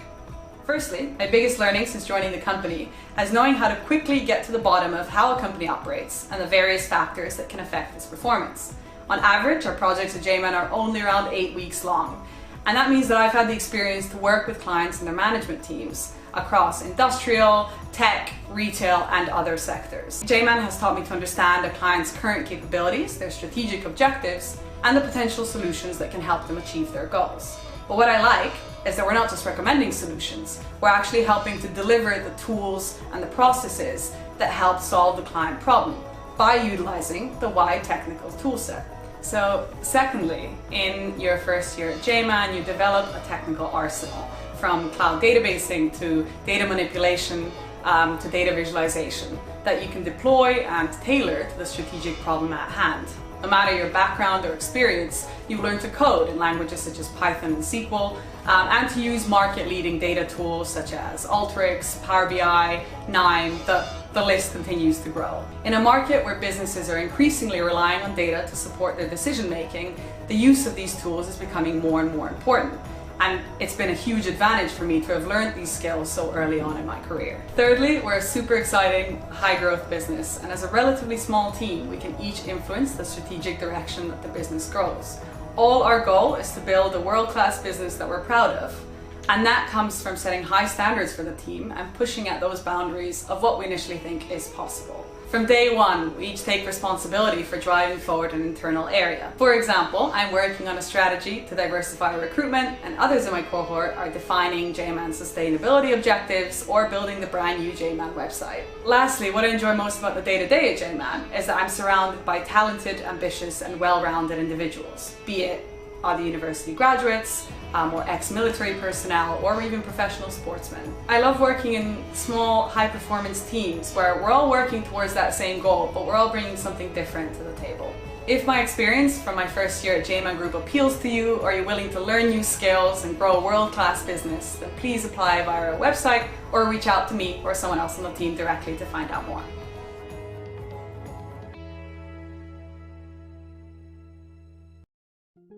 We all know the world is changing, faster than ever. Ever more complex regulations are leading organisations to encrypt a greater proportion of their data, so that even by the end of this year, 90% of all internet traffic is expected to be encrypted, which will need extra levels of security and a more innovative approach. The traditional solutions will no longer work.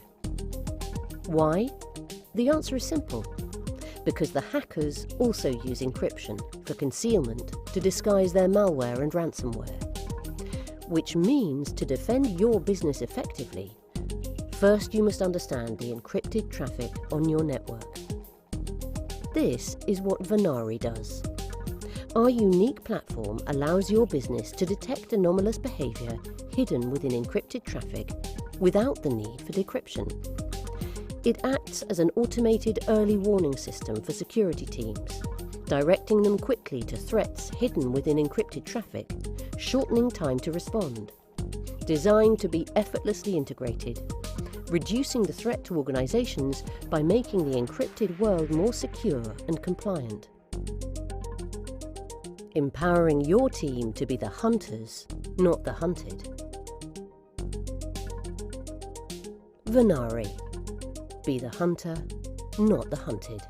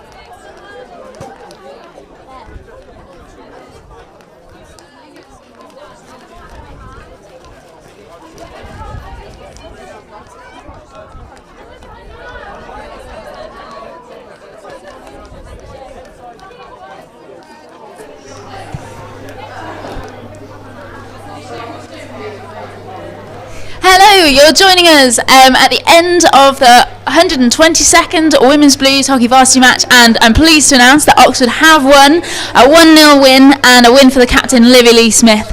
So over to you, Livy. Summarise the game, summarise how you're feeling. I mean, I just don't really know what to say. It's just absolutely awesome. It was just a great experience. I mean, we probably could have put a few more in the back of the net, but it just feels so great, and to have 5 weeks of really tough training and then for the team to put out a performance like that, it is just the best feeling in the world. So yeah, it's and man of the match as well to add. Honestly, such an impressive result. Yeah, I mean, I'm sure loads of other people could have got man of the match. I think the whole team performed so well, absolutely 100% effort. So it was just awesome from everyone. Yeah, great. And it's been an odd year, obviously, with not as much hockey as would you've liked, and obviously 3 months later than usual for the varsity match. Does that make it mean more to you, or does it always mean just as much? I mean, yeah, it's definitely unique. It's been really difficult. It's been really tough to keep things going, keep the girls together. But the last 5 weeks of training have been really quite special, and so it does feel really special. I mean, I've never won as a captain before, so it is a weird feeling. But I'm just so proud of everyone, and it is just a wonderful feeling. Yeah. Amazing. A few more questions. Talk us through the vests. The vests. Well, we thought summer varsity, we should get the guns out. The sun's gonna be out. It hasn't had any rain yet, and it was quite warm. It was warm. So yeah. We might have a little bit of a tan tomorrow, but we'll see. Yeah, and also obviously up 1-0 in the second half. Talk us through the 10 minutes still to go, going to the corner. I mean, just back yourself. Yeah, it was a moment of just take the time, take the sting out of the game, dominate it, and if that means going to the corner and chilling there, then that's what we have to do. Maybe a bit early on, 10 minutes to possibly. go, but we got there in the end, so it was the right decision. And one from me, highlight of the game, best moment. I think it's surely got to be. I mean, I know what I think. You tell me. I've had a lot of chat already from my celebration, so I'm excited to watch that back. It was very COVID secure though, the celebration. I heard it was COVID secure, kind of keeping my stick between me and the team. Yeah. So obviously got to keep it COVID safe. So maybe that was the highlight. Yeah, really good, really good. No, any plans for this evening? Celebrations? Lots of plans this evening. Big shout out to Gonzo, who's set up us a nice outside area to celebrate tonight. Back in Oxford. Back in Oxford tonight to celebrate. And then back to revising tomorrow. Good luck. Everything. Yeah, amazing. Really, really well played today, Livy, and all of the Oxford Blues teams and the Cambridge team as well. It's been an excellent day so far, at least for the Dark Blues. So over to the men's match, which is about to get going. Cool. Thanks, guys.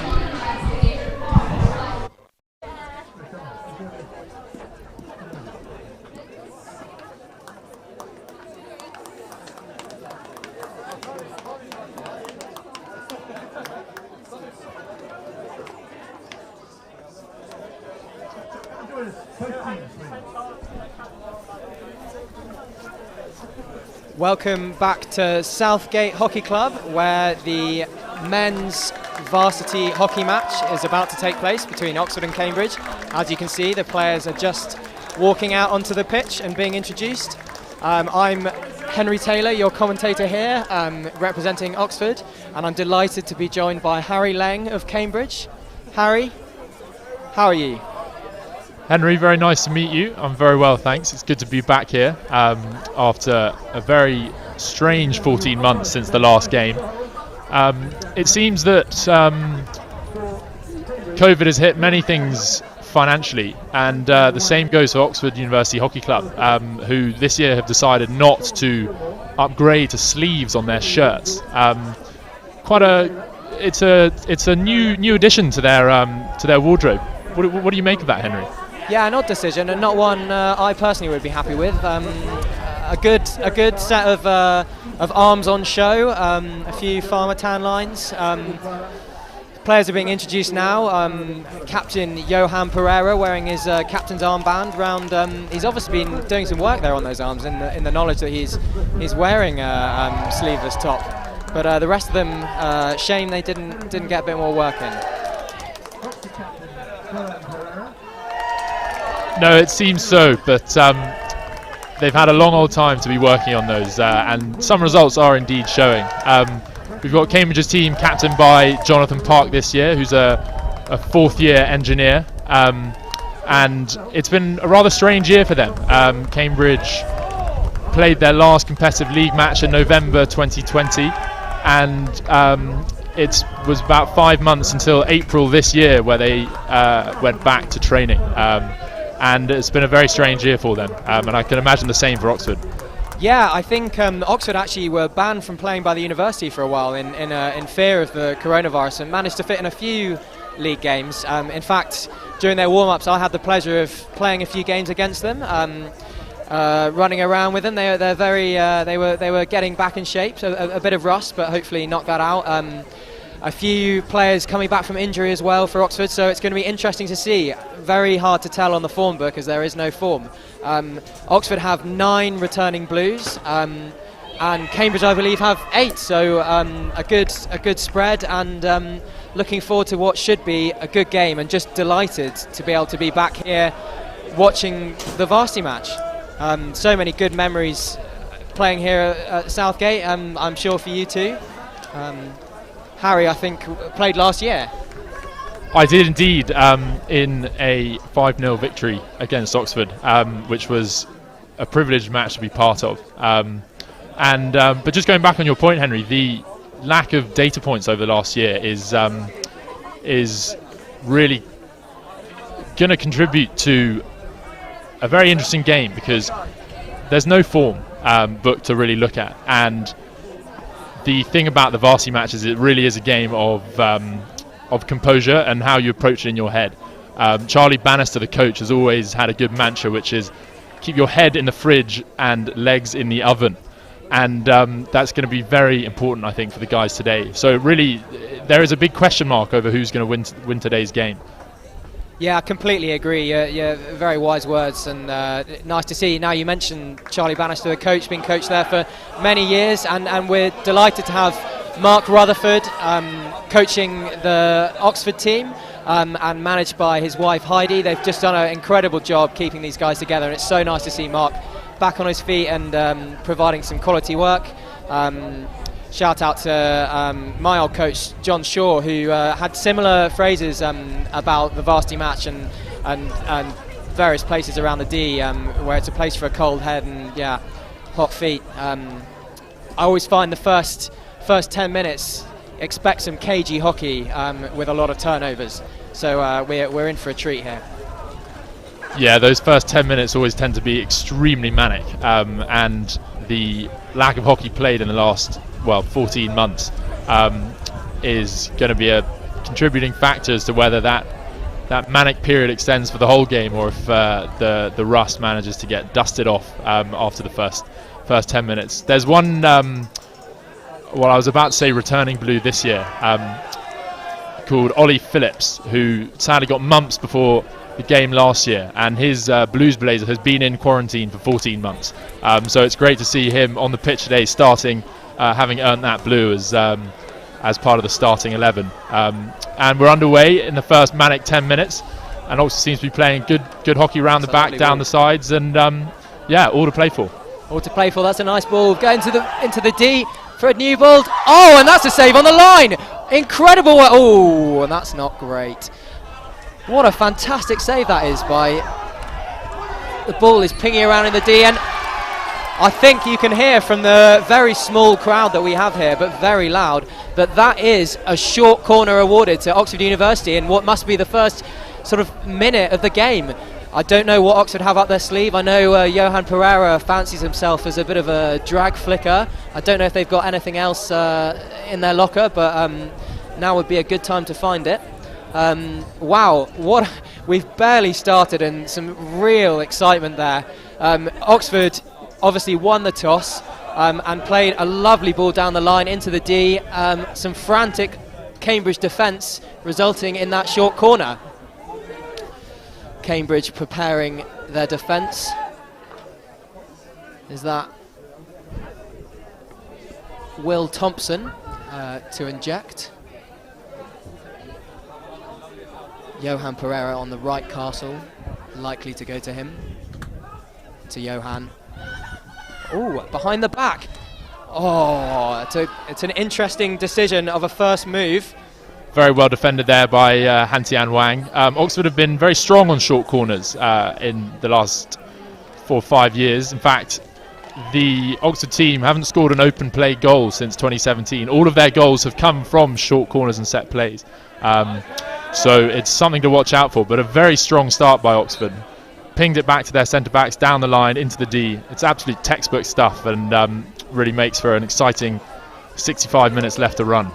Oxford playing a very high transfer. Bradley Young playing that ball, starting at right half. Lovely to see Brad starting there. Interestingly, we also have to make note of Ollie Jones, who is the first player ever to have represented Oxford University in a varsity match for all 4 teams. That is the newly made 4 years ago Sporadics, then the Infrequents, then the Occasionals. And then now the Blues. And as I say that, a short corner seems to have controversially been awarded. Cambridge are having a bit of a say, but I don't think they're really going to get through to the umpire here. And Oxford reset at the top of the D again. Cambridge really under the cosh here at the moment, but we do have the wise and cool heads of Sean Gilmore and Han-Tian Wang and Ed Tyler at the back here. This is the 8th year that a Gilmore is playing in the Blues varsity, and sadly the final year, unless Sean decides to stick around for a victory lap. A real shame, because the Gilmore family have really lit up varsity matches in the past. To Pereira again. Oh, he's gone straight, but that's very well charged down by the Cambridge number 5, Sean Gilmore. Speak of the devil, and he's really made his mark on varsity matches in the past, so he's a real asset to be had for the Cambridge team. And that's an interesting move back out to the centre backs. Henry Patterson now on the ball, looking up. Oh, that's a good intercept by Seb Shaw there to Han-Tian Wang running through. Yeah, Brad. Oh, and Cambridge are in with Han-Tian Wang, and it's a good save by the keeper, Chris Pereira. Save on the line. On the line! Has that got it? It has! The ball has gone in! What a disaster for Oxford University, and what a smash and grab there from Cambridge. It's hard to tell who scored there, actually. I think it was Han-Tian Wang, the number 2, who had the last touch but went on the line. But what a bizarre goal. All Oxford in this game, but Cambridge are 1-0 up. We've just heard on the PA that Harry Atkins, number 10, another returning blue, has been offered that. That's a lovely bit of play there by number 22, Josh Nurse, fresher this year, who's for Oxford, as Oxford try and hit back quickly.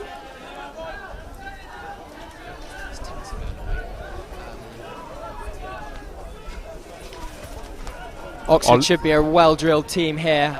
Coach Mark Rutherford, together with hockey badger Johan Pereira, have set them up quite nicely with a lot of different presses, so I look forward to seeing all of them.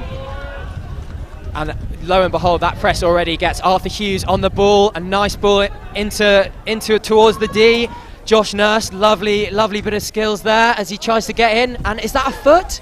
Oh, the umpire says no as Cambridge move on their reverse. Ooh, he's just saved the crowd there. That could have been nasty. Well defended there by Sean Gilmore. Got the very strong back four outletting at the back, but just a little bit of rust there from the right half. It's going to be a characteristic of this game going forward. But Oxford playing a very good first 10 minutes, really cool on the ball, and not part of that manic 10 minutes we thought. Oxford will look to play a lot through number 21, Arthur Hughes. Ooh, that's because he's a quality player in his, I think, 4th varsity match. Very good and likes to run the show there in the midfield. Ed Tyler to Han-Tian Wang. Cambridge really with their first bit of possession, and they give it straight back to Bradley Young, who plays a nice ball down the line, and that's well trapped. Oh, and that's a good ball out there to Bill Taylor. Well defended there by Ed Tyler, who's looking down the line. A good link up from the defending two there. Oh, and there's Ollie Jones, the chap I was talking about. So nice to see him, having represented every team for Oxford University Hockey Club, getting on the ball and doing good stuff already. Ball back to Pereira, the captain. Yeah, and into Hughes. That's nice. Hughes is looking to... Oh, a great tackle by Ollie Phillips there. Umpires think differently. And Johan tries to play quickly, but that's cut out again by Sean Gilmore. Oh, and that's a lovely ball, but Thompson is equal to it. And again equal to it. Lovely stuff by the double glove wearing Will Thompson. Oxford progress down the right. What have they got here? Yeah, looking back to the defence, to Harry Atkins, number 10. Oxford just moving the ball around the back. Arthur Hughes, there's no way forwards there, so back to Pereira, back to Patterson. And that's a lovely ball into the midfield. And a lovely little quick turn. Oxford win, the umpire disagrees. No, yeah, Oxford win a free hit there, just inside the 25. Ball has to move 5, and it has. Henry, do Oxford tend to play with 3 at the back? I seem to remember 4 when I was playing last year.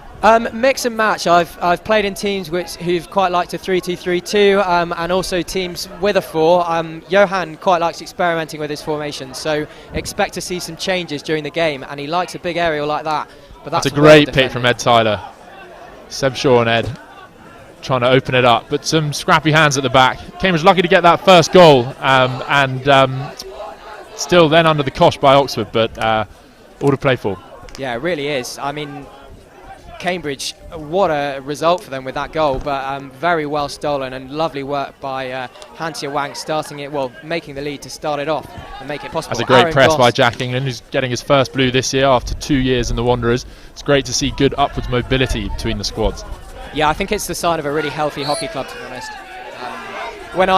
When I used to play, there was the Wanderers, the Cambridge men's twos were very dominant for a long time, and that did actually translate into a very good first team as well. Arthur Hughes there in the corner, tries to play crosses it in, stopped by Han-Tian Wang. Han-Tian Wang, I seem to remember, had a very good game last year as well, so he's already making his mark on this one. He is. Han-Tian Wang's an extremely strong player. He's Cambridge's vice-captain this year, and deservedly so. Nice that you mentioned vice-captains, actually, because I've noticed that Johan Pereira seems to have gotten a bit confused, and he's selected not the traditional one vice-captain, but has elected to select 4, which is a quarter of his squad. Obviously a bit of a leadership sort of vacuum there or something, I'm not quite sure. I know, you wonder why that decision's been made. It might be a CV building exercise from Johan Pereira. As we said, obviously the club is hitting some hard financial times, and perhaps dishing out a lot of vice captaincies is going to try and get some of this Oxford team into good grad jobs who will eventually pay it back. I think it's a long-term view from Johan Pereira, and a very sensible one too. Very long-term strategy. I didn't think he had that in him, but yeah, good work from him if it is. Lovely ball there by Goss to Thompson. Goss, it's nice to have another Goss in the Varsity match. His brother has previously represented this Oxford University as a goalkeeper. Arthur Hughes in a bit of trouble there in the corner, but he gets away with it nicely. Jack England tackling him.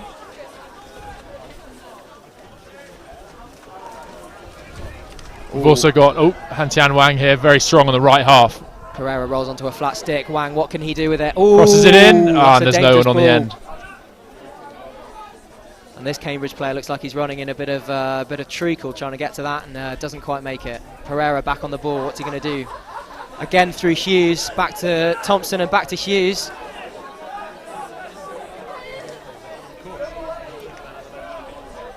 Goss moving the ball around. Back to the Bradley Young at that left half spot. Oxford camped in their own 25 a bit, but that's a nice ball out. I'm not sure what Keeling's doing there, trying to leave the ball there. Nice to see Josh Keeling back from injury. Recent addition to this Oxford squad, having had a few nasty injuries over the year, but captain Oxford last year, and as Harry said, a nasty 5-0 loss, but he's much better than that, I can assure you. I've played with him a lot. Not sure about his haircut, but that's okay. As Cambridge resume with the ball in the right half corner, looking to build an attack from the back, passing it around their back four, and that's an aerial into nice bit of space. That's very nice. But Thompson's tries to play a sort of agricultural cricket shot there, and Cambridge have the ball and can rebuild from a bit higher up. The aerial rule has always been a tough rule to interpret, and I think, as I understand it, the attacking team who chucks the ball, the receiver must be 5 meters away from a defender. Whether or not they have the advantage is irrelevant. So you quite often get times where you've got an attacking player with the off the ball, nice ball for Hughes.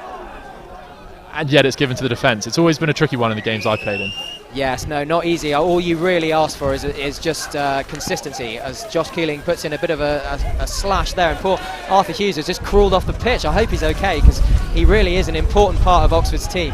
That was Garrett Farron on the ball, who is the oldest player but also the only fresher in the team, who is studying for a PhD in applied maths and theoretical physics, and his research group is relativity and gravitation. It's good to have him on board. Rather him than me. Yeah, very nice. I find both hockey clubs are very good, with a good mix of underground, but I'm sure he's earned it. Incidentally, goalkeeper in for Oxford is Chris Pereira. Yes, that's Pereira as well, brother of Johan. I'm sure there's no... he's there. He's actually a very good goalkeeper, so he's not there just because he's his brother, but nice to see a family affair. This has been a family affair before. Notably, the McNabb, Fergus McNabb and his sister Shona have represented Oxford and Cambridge themselves. So and the Gilmores we've already mentioned. It's nice to see sort of families coming through in this game. There are some good dynastic claims in Oxford and Cambridge hockey, which is something we like to see. And of course the Gosses. Oxford keen just to move the ball around the back, build up, move forwards. Goss trying to drive forwards, but that's great stop by Han-Tian Wang there. Very solid. Come all the way over from right half to make that interception. It's very good skill from the Oxford man there. Driving down the right.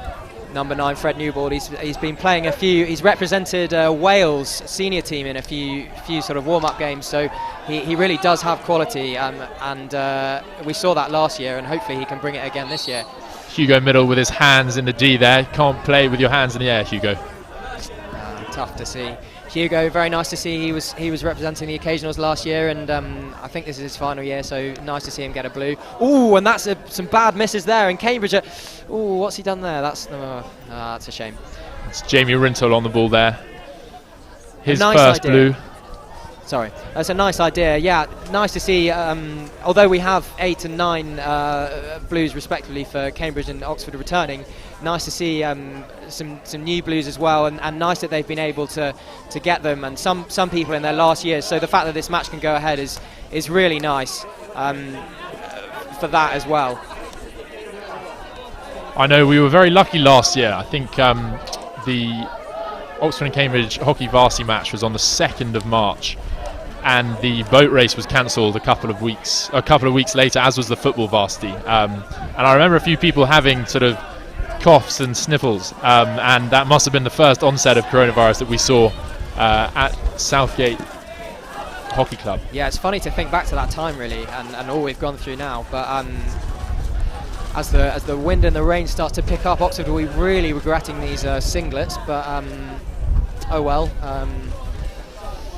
You do what you have. You deal with what you have. As they try and deal with the ball in the Cambridge left, on the left side of the pitch, far away from us, hard to see. As Cambridge now reset with the ball, looking to move it around. It's Ollie Phillips to Sean Gilmore. Ollie Phillips allegedly has never been to the gym, which is something that is heavily disputed in Cambridge Hockey Club, because he has a rather muscular physique, so there's something going on there, but he's a very strong defender as a result. I myself find that very hard to believe. He looks like he spent a bit of time with the old weights in the gym. I wouldn't know, but I think that's what you're meant to do. This game has moved to a bit of an aerial contest, actually. Pereira himself chucked a big aerial and is known to like it, but Cambridge have been chucking it through into space as well, and they've resulted in some good things. That's a good challenge there from Harry Atkins, forcing him down the right-hand side. Ooh, that's not a great pick. As Patterson drives forwards, ooh, he's just run into him there. Ooh, and that's not great. Good pick, though. Very good pick. So this game has really settled down as after a first quarter that was, a first start that was really all Oxford, and then now as we end the first quarter, Cambridge have started to grow into it, but after they scored their goal, which was very much against the run of play. How do you think? What do you think of that quarter, Harry? I think it's been a very interesting 15 minutes. This is the first time that the varsity match has been played in 4 quarters, and the first 5 minutes really were an Oxford story. Right from that first minute, very good play around the back, right up into the D with a short corner. I think really Oxford much more composed in the first 5 minutes on the ball and off the ball, and took Cambridge by surprise, really. I think that goal for Cambridge was a very good goal, a lucky one, and it's something that they will be building on going forward. Yeah, a real result from Cambridge, and then they have really grown into the game. It's going to be an interesting team talk from Mark Rutherford there to try and get his boys back playing the hockey they were at the beginning of that quarter, because they were really in it. And I guess for Cambridge, just keep building, more of the same. I've never had a team talk from Charlie Bannister, but I've heard he's pretty eloquent. He is a very measured and cool head. Cambridge are very lucky to have him, and I think they've had him for for at least 15 years, if not more. And his team talks are very clear, very structured, and I can imagine the same goes for the Oxford man. Yeah, Mark's quite a cool, calm guy. I've only actually, he used to be the coach of the men's twos, and I've heard a few talks there. One of his most famous lines is that a win is better than a draw, and a draw is better than a loss. So I hope he's got something more to say to the boys than that, because that wasn't his most inspirational stuff. But other than that, yeah, he's a good calming presence as well, which is what you need. I've had some team talks from his predecessor John, which were fiery and got you fired up, which was also sometimes the required thing. But I think in the Varsity match, actually at the beginning, you do need that calm head, and actually maybe quarters and a chance to regroup and have a chat with your coach is exactly what Oxford need. Because they're really not playing too badly. They just need to keep moving that ball around. Nice work from Tony. No, you're right. This is a very, very good game of hockey we've got here so far. I think both teams have settled down and have really got into their formation and their plan. That's Garrett Farron with the ball. Unlucky for Seb Shaw there. But I think the pressing and the leading of the forwards from Cambridge side has been very impressive. Really capitalising on the first 5 minutes that Oxford had with all the time they had at the back there.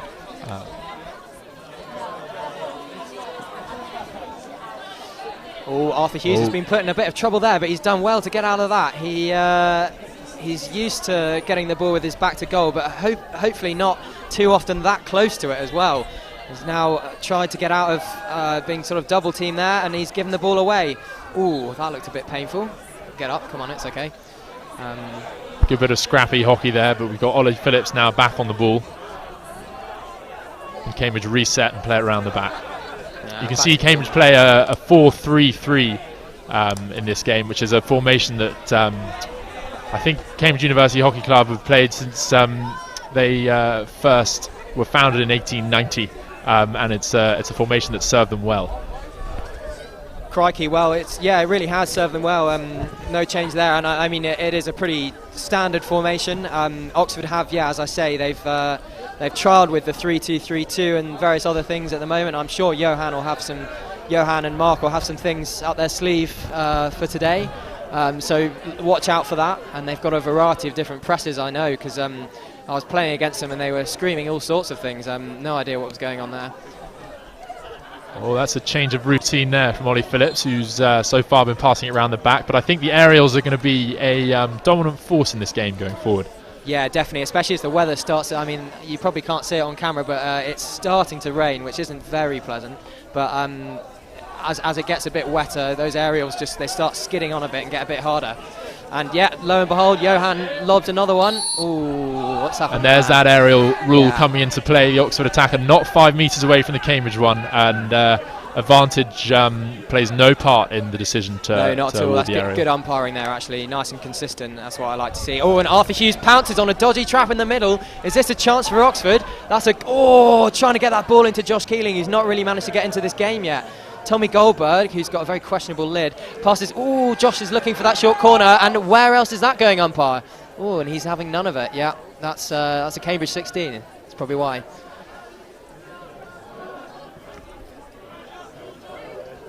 Cambridge really need to try and get into Oxford's half now to start building some plays, and they do that very well from the back with the back forward. We've got Jack England on the ball. That's a great ball into Bill Taylor. Unlucky there.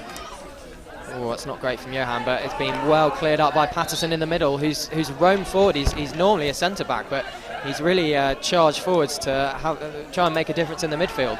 It's always a risk doing that, but you've got to commit to it, and when it comes off, it's a very good move indeed.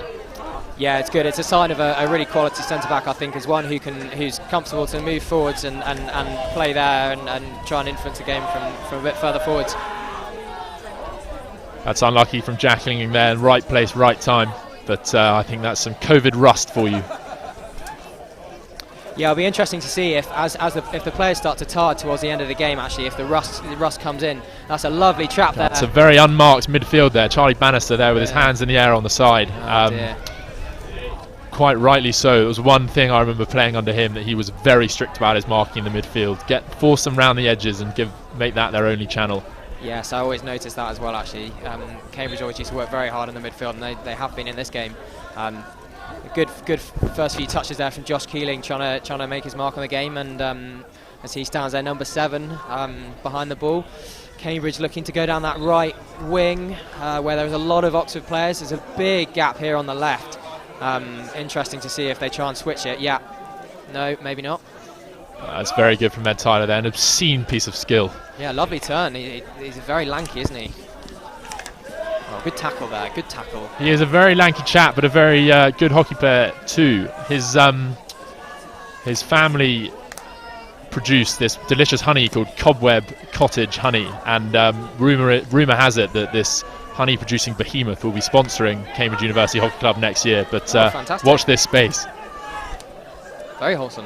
Oh, and Josh Keeling now. Oh, it's not a great touch. That might be part of his few months off with his injuries, adding into that, but he can be lethal in front of goal, so let's hope he gets a few more of them. Oh, is that just he just kicked the ball? That's a shame.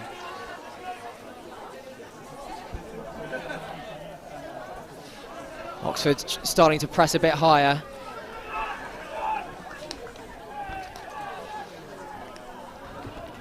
Happy to let that ball over to the right-hand side, and that's a good ball by Cambridge, actually, not fully trapped in the midfield by Oxford, allowing number 44, Seb Shaw, to have a lovely little run, going back and beating Hugo Middle. But Johan Pereira clears up to Newbold, number 9, looking to try and get into this game. He's not done much so far, but I'm telling you, he will by the end. He's a very good player.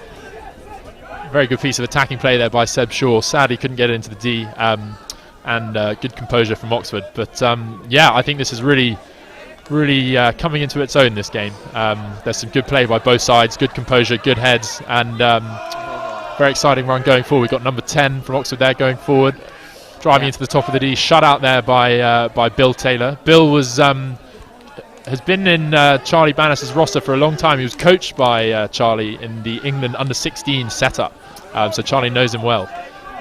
Very good. Oh, and that's Rob there, and that's a nasty challenge by Sean Gilmore.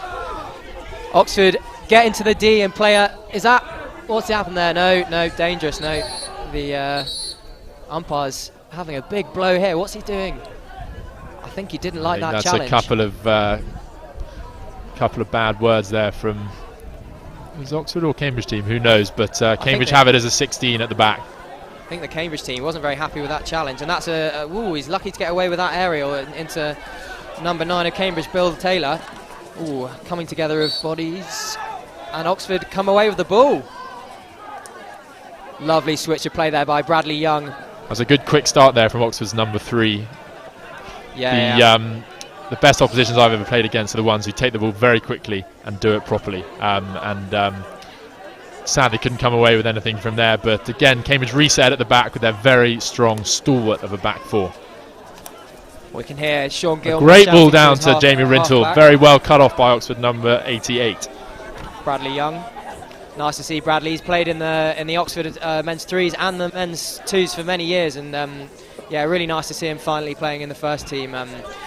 Watch out for Bradley. He often has a few words to say to umpires, despite being an umpire himself. So yeah, if things get a bit controversial, Bradley could have a few words to say, and that's a lovely run down there by Josh Self of Oxford, and a bit of an agricultural challenge by Cambridge.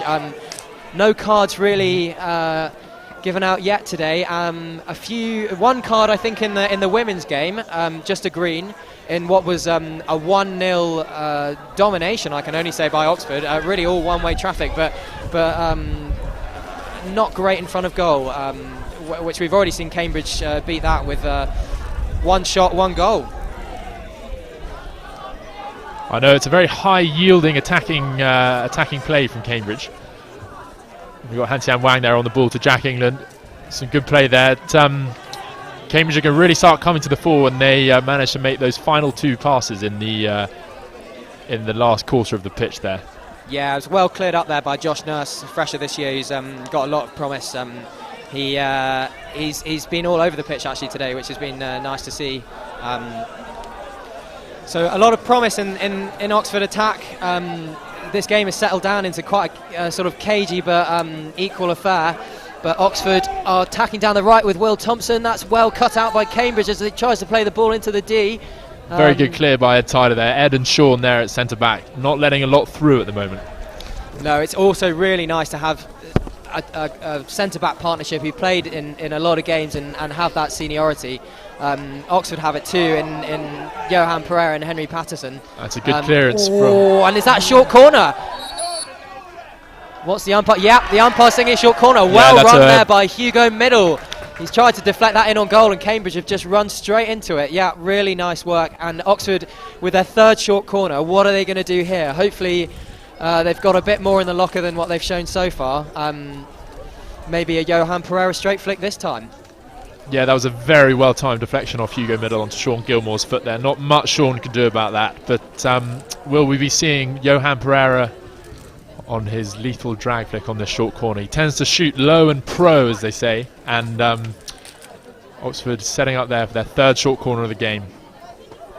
Bradley Young standing over the injection. Cambridge just have a word with the umpire, and then they're getting ready to run out.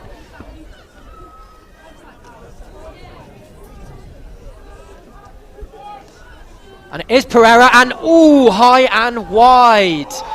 That's a shame. And a bit of a coming together between number 4, Johan Pereira, the captain, and Sean Gilmore, last year's captain. A few words being had. Umpire doesn't know what's going on. He wants the captain, the two players involved in. This really is the point of the game where the umpires have to set the tone. I can't say for certain whether they'll start using cards, but umpires really do have a duty after about 25 minutes of the game to really set their mark as to how they think the behaviour is going to go going forward. But it looks like it's Cambridge's 16. I like to see that, actually. I like to see just a word and let him know he knows what's going on and they've got to stop. Really good umpiring that. Lovely stuff there by Nurse. Not sure what he's seen over there, but that's nice stuff by Josh Nurse. He really has been motoring around the pitch, actually, all over the place.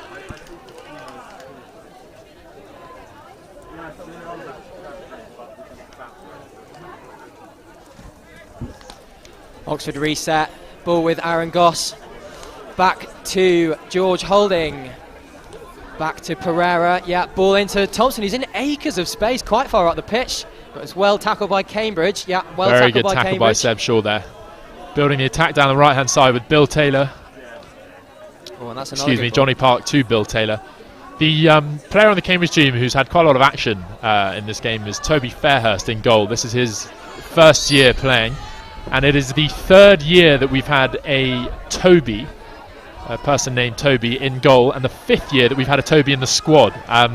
It seems that there's a pretty well-trodden path if you are called Toby to a set-up in the men's blues hockey team at Cambridge. Fred Newbold, that is delightful. Great stats there, Harry. Thank you very much. It sounds like if you go to Cambridge University and you're called Toby, it's a bit of a shoe-in.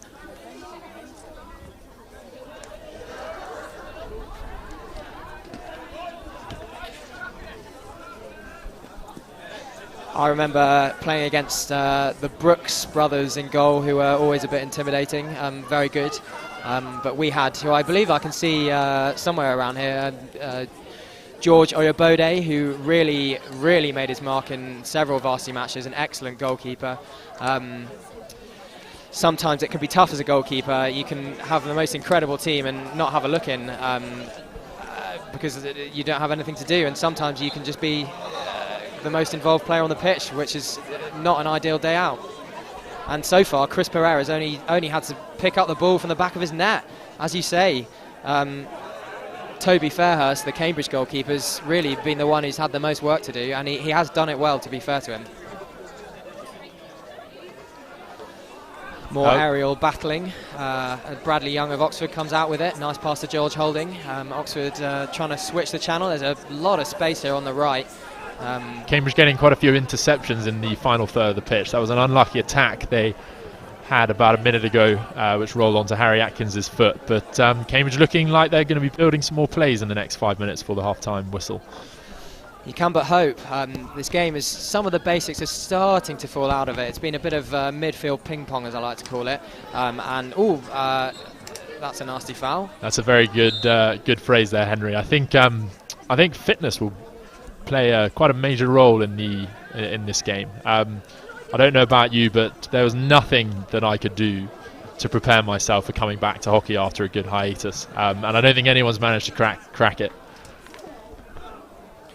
Yeah, I agree. You really can't stimulate a fully competitive hockey match. You end up doing running like it's so hard to simulate that much running after a ball, and very hard to make yourself do it just on your own. So yeah, fitness could be a problem. Oh, and is that a touch? That's a great ball in. Gosh, but no one managed to get on the end of that. Oh, what a shame! What a shame. You've at least got to claim that, Aaron. Have a little run-off aeroplane, wings out, wheels down, something. Otherwise, the umpire's just going to give a 16 as he does. Oh, that's a lovely pick there by Tommy Goldberg, whose lid is looking a bit dodgy. He needs a haircut. And that's straight. No, umpire doesn't like it. It wasn't onto a flat stick. It's onto a foot, apparently. Yeah, it was a fantastic ball across there from Oxford. It's sad no one could get on the end of that. But a lot of running in this game. That's a good ball. Oh, that's not great though. Ethan Francis building the play there. Ethan Francis is the I think the second CU8C player to play for the Blunderers, the Wanderers and the Blues. Quite the ascent from Ethan, and very well deserved. Sorry to interrupt you there, Harry. That is a absolutely cracking tackle there by Bradley Young of what was looking like a very good Cambridge attack. Well done, Bradley Young, from stopping what was sure to be some work for Chris Pereira. Yeah, so really nice to see so much movement through the teams for both teams. That's the second time he's done that. That's very good from Josh Self, stopping an aerial. Yeah, as you said, it's a sign of a very healthy club that that there's upwards mobility.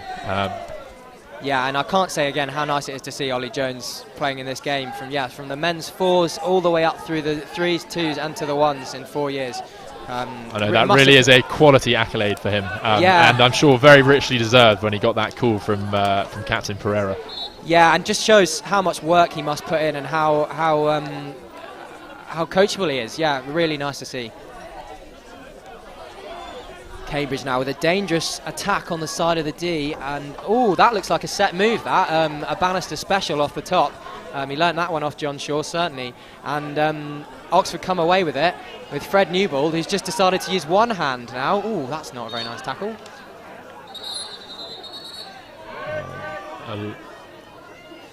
Fred Newbold goes flying to the ground after running half the pitch with just one hand. Cambridge decide that they're having none of that, just send him flying to the ground. He looks okay. Arthur Hughes stands over the ball, and that's a very strong tackle from Sean Gilmore there. Kieran Gilmore's younger brother, part of the illustrious Gilmore dynasty, and no one on the end of that ball from Jack England there. Yeah, I was very surprised to see Kieran Gilmore actually coaching the women's Blues. Nice to see he's still involved in the club. Is he in his last year of his PhD? I think he is, sadly. So Kieran coached the Wanderers in 2019 and I think again in 2020, and then there was a vacancy for the women's Blues, and Kieran took up the job and has done a fantastic job. He's a very central part of Cambridge University's setup for hockey, and it'll be sad to see him leave, but I think he'll always play a role in the wider club. That's Bill Taylor to Ethan Francis there. Yeah, Kieran's a quality player, and as that's half-time, we're just going to quickly wrap up. It's Cambridge University 1, Oxford University 0. Cracking bit of hockey, and I think we're going to hand over to our half-time pundits, who hopefully will turn up soon. You may get noise when the pitch is open in the next 60 to 90 seconds.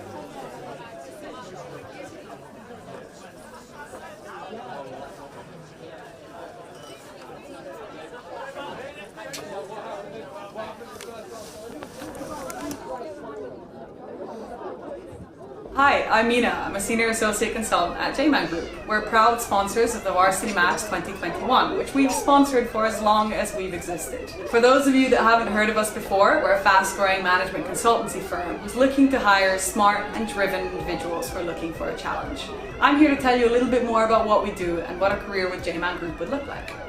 Firstly, my biggest learning since joining the company is knowing how to quickly get to the bottom of how a company operates and the various factors that can affect its performance. On average, our projects at JMAN are only around 8 weeks long. And that means that I've had the experience to work with clients and their management teams across industrial, tech, retail, and other sectors. JMAN has taught me to understand a client's current capabilities, their strategic objectives, and the potential solutions that can help them achieve their goals. But what I like is that we're not just recommending solutions, we're actually helping to deliver the tools and the processes that help solve the client problem by utilizing the wide technical toolset. So secondly, in your first year at JMAN, you develop a technical arsenal, from cloud databasing to data manipulation to data visualization, that you can deploy and tailor to the strategic problem at hand. No matter your background or experience, you learn to code in languages such as Python and SQL, and to use market-leading data tools such as Alteryx, Power BI, KNIME. The list continues to grow. In a market where businesses are increasingly relying on data to support their decision-making, the use of these tools is becoming more and more important. And it's been a huge advantage for me to have learned these skills so early on in my career. Thirdly, we're a super exciting, high-growth business, and as a relatively small team, we can each influence the strategic direction that the business grows. All our goal is to build a world-class business that we're proud of. And that comes from setting high standards for the team and pushing at those boundaries of what we initially think is possible. From day one, we each take responsibility for driving forward an internal area. For example, I'm working on a strategy to diversify recruitment, and others in my cohort are defining JMAN sustainability objectives or building the brand new JMAN website. Lastly, what I enjoy most about the day-to-day at JMAN is that I'm surrounded by talented, ambitious, and well-rounded individuals, be it other university graduates, or ex-military personnel, or even professional sportsmen. I love working in small, high-performance teams where we're all working towards that same goal, but we're all bringing something different to the table. If my experience from my first year at JMAN Group appeals to you, or you're willing to learn new skills and grow a world-class business, then please apply via our website or reach out to me or someone else on the team directly to find out more.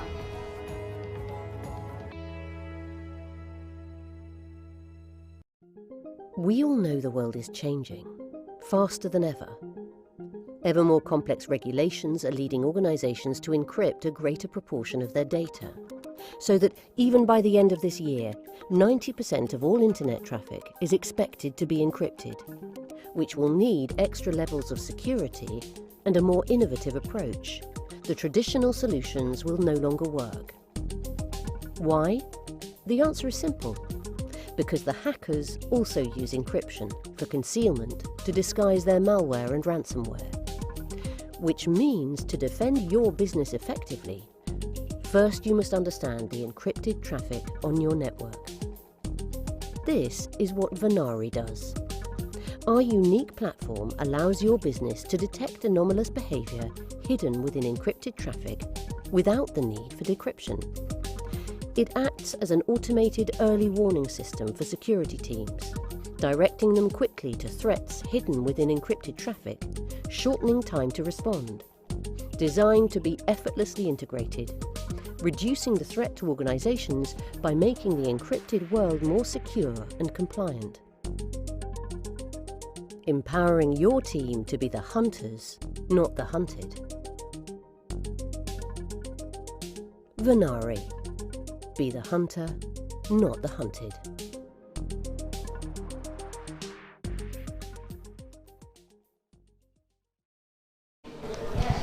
Hi, and welcome back to the coverage of the 121st Varsity men's hockey match.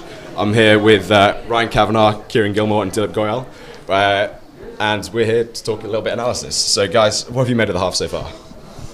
Well, I think that Oxford started good out of the blocks.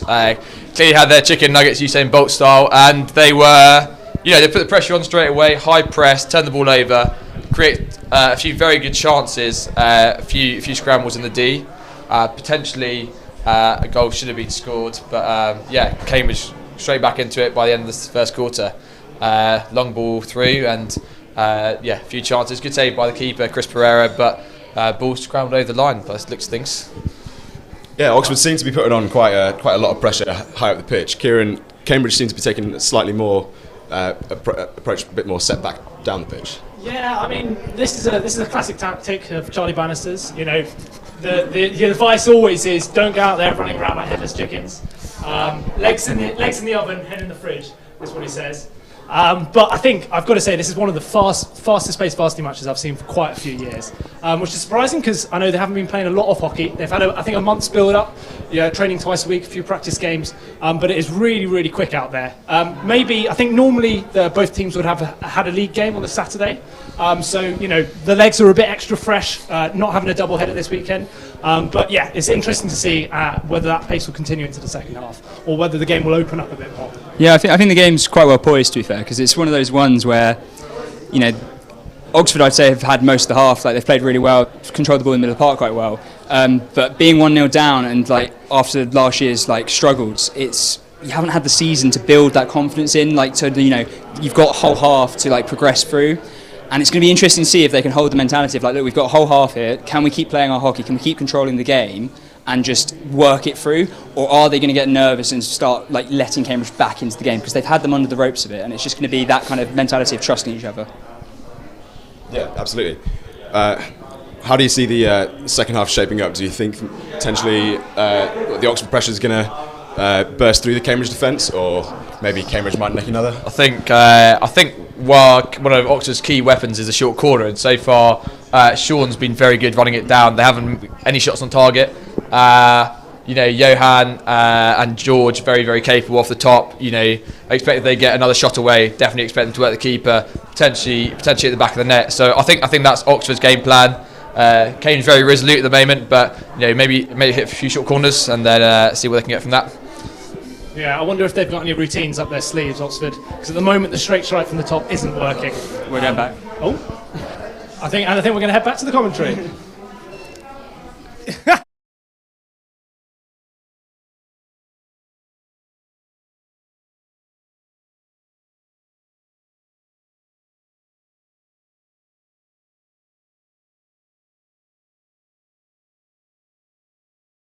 Okay, Hockey Club, thanks to those pundits, no idea what they said, where Cambridge have just pushed back for the second half. It remains 1-0 to Cambridge, just to remind you, as Cambridge have the ball at the back. Oxford with a good press and picked up in the middle there by Arthur Hughes, who's running through into the Cambridge 25. Well picked out there from Sean Gilmore. He's not let a lot through this game, and Oxford are going to have to work a little bit harder to get a ball through there in the back of the net through Toby. They really will, yeah. They'll have to try and move him around, get him out of position. That's the only way to get around to Gilmore, I found. Nice to see his brother Kieran doing some punditry at half-time, maybe a career move after the PhD.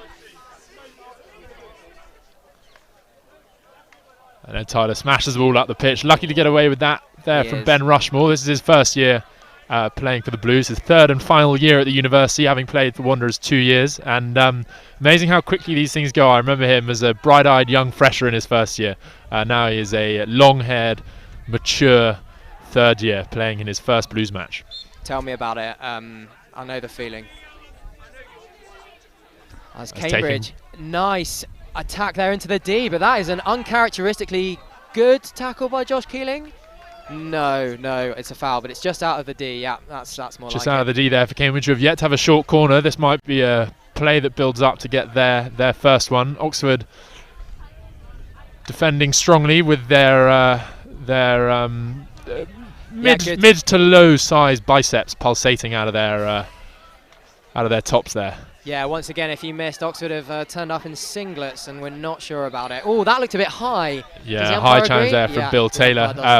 For the viewers out there, if the ball strikes the player above the knee, it is the defender's ball, not a foot. In the words of the Lighthouse family, it is lifted. Oh, that Cambridge are really putting Arthur Hughes under a lot of pressure in midfield. It's really good work. That's a lovely ball into Newball, who just brings that under a spell like nothing. But he's run onto a flat stick there. And you looked like Newball. He panicked there, but very well taken down aerial nevertheless. Yeah, really nice work by Cambridge. They've really contained Newball, actually, who's a very, very good player. Pereira does well to get into that 5 metre zone and get Cambridge, get the foul for Oxford, and Cambridge have to retreat. He looks like he's eyeing up an aerial there. Oh no, what's that? What's he seen over there? Cambridge pick up the ball, moving around.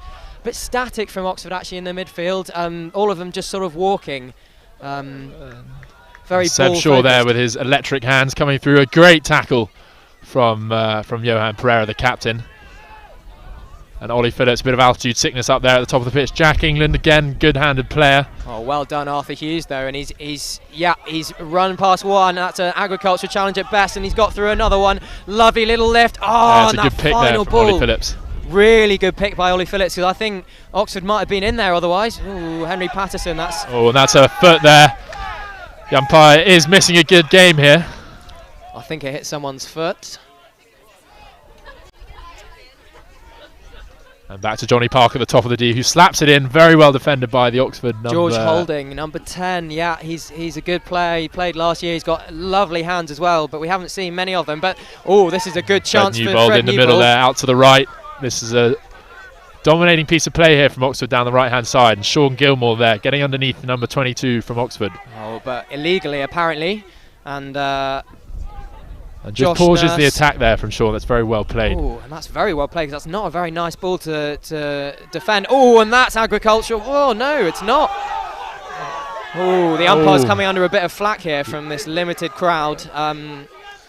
Yeah, much smaller crowd at Southgate today than there usually is. We usually have about 1,000 people down to watch the game, if not more, and there can only really be a handful at the moment. Some tough decisions here for the referees. We said in the last quarter that they need to set the tone, and we can see it potentially descending into some cards soon rather than later. Oh, Fred Newball with a lovely turn there. Oh, and a great ball, and that's got to go in! Oh! How has he missed that? Josh Nurse, such a talented player. That's not what he's normally like. Lovely play by Oxford there, and to a Josh Keeling, I think, there, who was completely unmarked in the middle. He could have had a go himself. Very unselfishly passing the ball across the goal. Whoa, Cambridge are lucky to get away with that one. Yeah, Cambridge really are indeed. That was an outstanding piece of hockey there from Oxford. That ball almost blind into the middle of the D, and very well picked up by the Oxford forward. And as you said, very unselfishly passing it to the far post. And Toby Fairhurst caught a bit unawares there and was lucky that dribbled past the far post instead of into the back of the net. But Oxford reset at the back here, passing it through the four defenders there into the middle to Fred Newbold. Oh, Newbold, very well played out to the side. Really turning on here. And now Tommy Goldberg, can he find that? Oh, I don't think he's put enough on that one. Oh, but well done by the Oxford player. And Josh Keeling! Oh! Got some great chances here from Oxford. Hugo Middle, apologies, another blonde player. Just misses. He doesn't look great in a singlet. I'm going to tell him that now for sure. But that was so close to finding the far corner. I'd love to see a slap actually in the middle of the D. Very underrated. Very underrated indeed. It's a much more controlled piece of skill, and unlucky from Han-Tian Wang there, who has been having a good game so far. Yeah, he has, and he just let that one go. And Oxford have really turned it on here, trying to play a bit more through Fred Newbold, get him going. And he's been showing his class. This is some very exciting hockey, Henry, here. End-to-end stuff. Some good play from both teams, and there's much to be told for the next couple of minutes in the game. Yeah, just what the doctor ordered after the first half started to get a bit stilted, as I said, midfield ping-pong. But now, yeah, moving through the gears a bit more, Oxford are. As Cambridge move into the D, and that's a nasty ball in, and Pereira's just stopped that one dead. That's a trap I'd be proud of. Johnny Park there, very strong player driving down the right baseline. It's something that he's honed well under the advice from Charlie Bannister at Wilberforce Road. Oxford have given the ball away cheaply in midfield, and Cambridge, with a lovely fluid passing move, run into the top of the D, and with a horrible challenge. And is that a card maybe? No, just a horrible challenge and a short corner given away. Cambridge now with a chance to show what they've got off the top of the D with a short corner. Oxford's turn to defend. I'll tell you what, it's all been action in this goal. Yeah, very good attacking play from Jonathan Park there, the captain. Card still in the umpire's holster, but a very loud whistle from him nevertheless. Cambridge have a couple of good short corners up their sleeve, but the one that we're really looking to see is the reverse Botswana. Will we see the reverse Botswana from the Cambridge team today? Harry, what's a reverse Botswana? I've not come across that one before. That was not a reverse Botswana, is all I can tell you there, Henry. But it's a move that will stay in the Cambridge locker for now. Okay, well, I look forward to seeing it. And the umpire is not happy with this. He's given another short corner. I'm not quite sure what for. Oh, and this is danger territory. Bradley Young is talking to an umpire. He's got to be careful here. But no, it looks like they've just had a friendly chat, and Brad prepares to defend the short corner again. That's a very classic short corner from Cambridge. I remember they always use it, and it's a really good one actually. That slip right to the postman, but getting in front of the postman, try and knock it into the goal. A really effective short corner and quite simple. Exactly. There's always a dead spot around that part of the D in a standard 2-2 box in a defensive run, and will Cambridge do that again? Oh, they look like they've gone straight, and that's a good save by Pereira, and then a really good stop by Young, and another save by Pereira, and Young bats that away. Some great hockey from both sides there. Good attacking short corner from Cambridge, but very well defended by Oxford. Yeah, and Young just for 4 runs there knocks it off the end of the pitch, and Oxford can regain possession with Tommy Goldberg. Oh, that's a shame. I know Oxford still have it, yeah, and they can build their attack here, looking to try and reset after that period of Cambridge dominance in short corners and shots on target in the D. Lovely ball there by Bradley Young, but Han-Tien Wang, ooh, what's that? That's a lovely bit of footwork, but sadly comes to nothing. Well picked there by Han-Tien Wang. A very strong part of his skill set there at right half is shutting down attacks. He's wearing very snazzy shoes as well. I quite like them, the white shoes. Very snazzy shoe. Cambridge seem to really be going for the orange shoes today. There seems to be one style of shoe that I think it's those Adidas Midases that seem to give good grip on a water-based Astro, which is exactly what you need, Henry. Yeah, especially with all this changing direction. Newbold, what's he going to do here? He's gotten the ball. Yeah, umpire doesn't like it. Newbold doesn't like it. No one likes it. Wang also plays with 2 gloves as he stands over the ball here. What's he seen there? Yeah, lovely pass into the midfield. Great roll from Jonathan Park there. Yeah, good hockey there, but Oxford equal to it. Self passes the ball out, and good Ollie challenge Jones there has from been Seb Shaw. robbed there in the middle, but he's done well to recover. Seb raising his hands there. You can't always play with 2 hands in the air, Seb, but we know that you're good that at... is a lovely ball. I didn't know it was in his locker, and a lovely play by Bradley Young as well. Arthur Hughes tries to find Hugo Middle. Oxford are really putting players up high behind the Cambridge defence and trying to find them. They've now just got to try and play a few more of those penetrating balls through to try and find them. Yes, Oxford really looking to build here from that 4, very high up the pitch, very structured. And that's an unlucky foot there. Yeah, Han-Tien Wang takes it quickly and goes himself. Will we see one of these big banana runs from Han-Tien Wang? That's a great tackle. Is it? No, it's not. And we have our first card of the game here for Oxford number 88. I'm not sure about that. I do agree. I think a little bit unfair there, but I think that's somewhat more of a macro card from the umpire, setting the tone in the game, which is what we were talking about earlier. Yeah, completely agree. Not that Brad's put in... Well, it's not a great challenge, actually, but it's not the worst challenge I've ever seen him make. So, I think, as you say, it's just the umpires. He's had enough, and fair enough. So, Oxford now have to try and defend with only 10. Cambridge, can they take advantage of this? Gosh, I do hope we have some more goals, because that goal by Cambridge wasn't thrilling.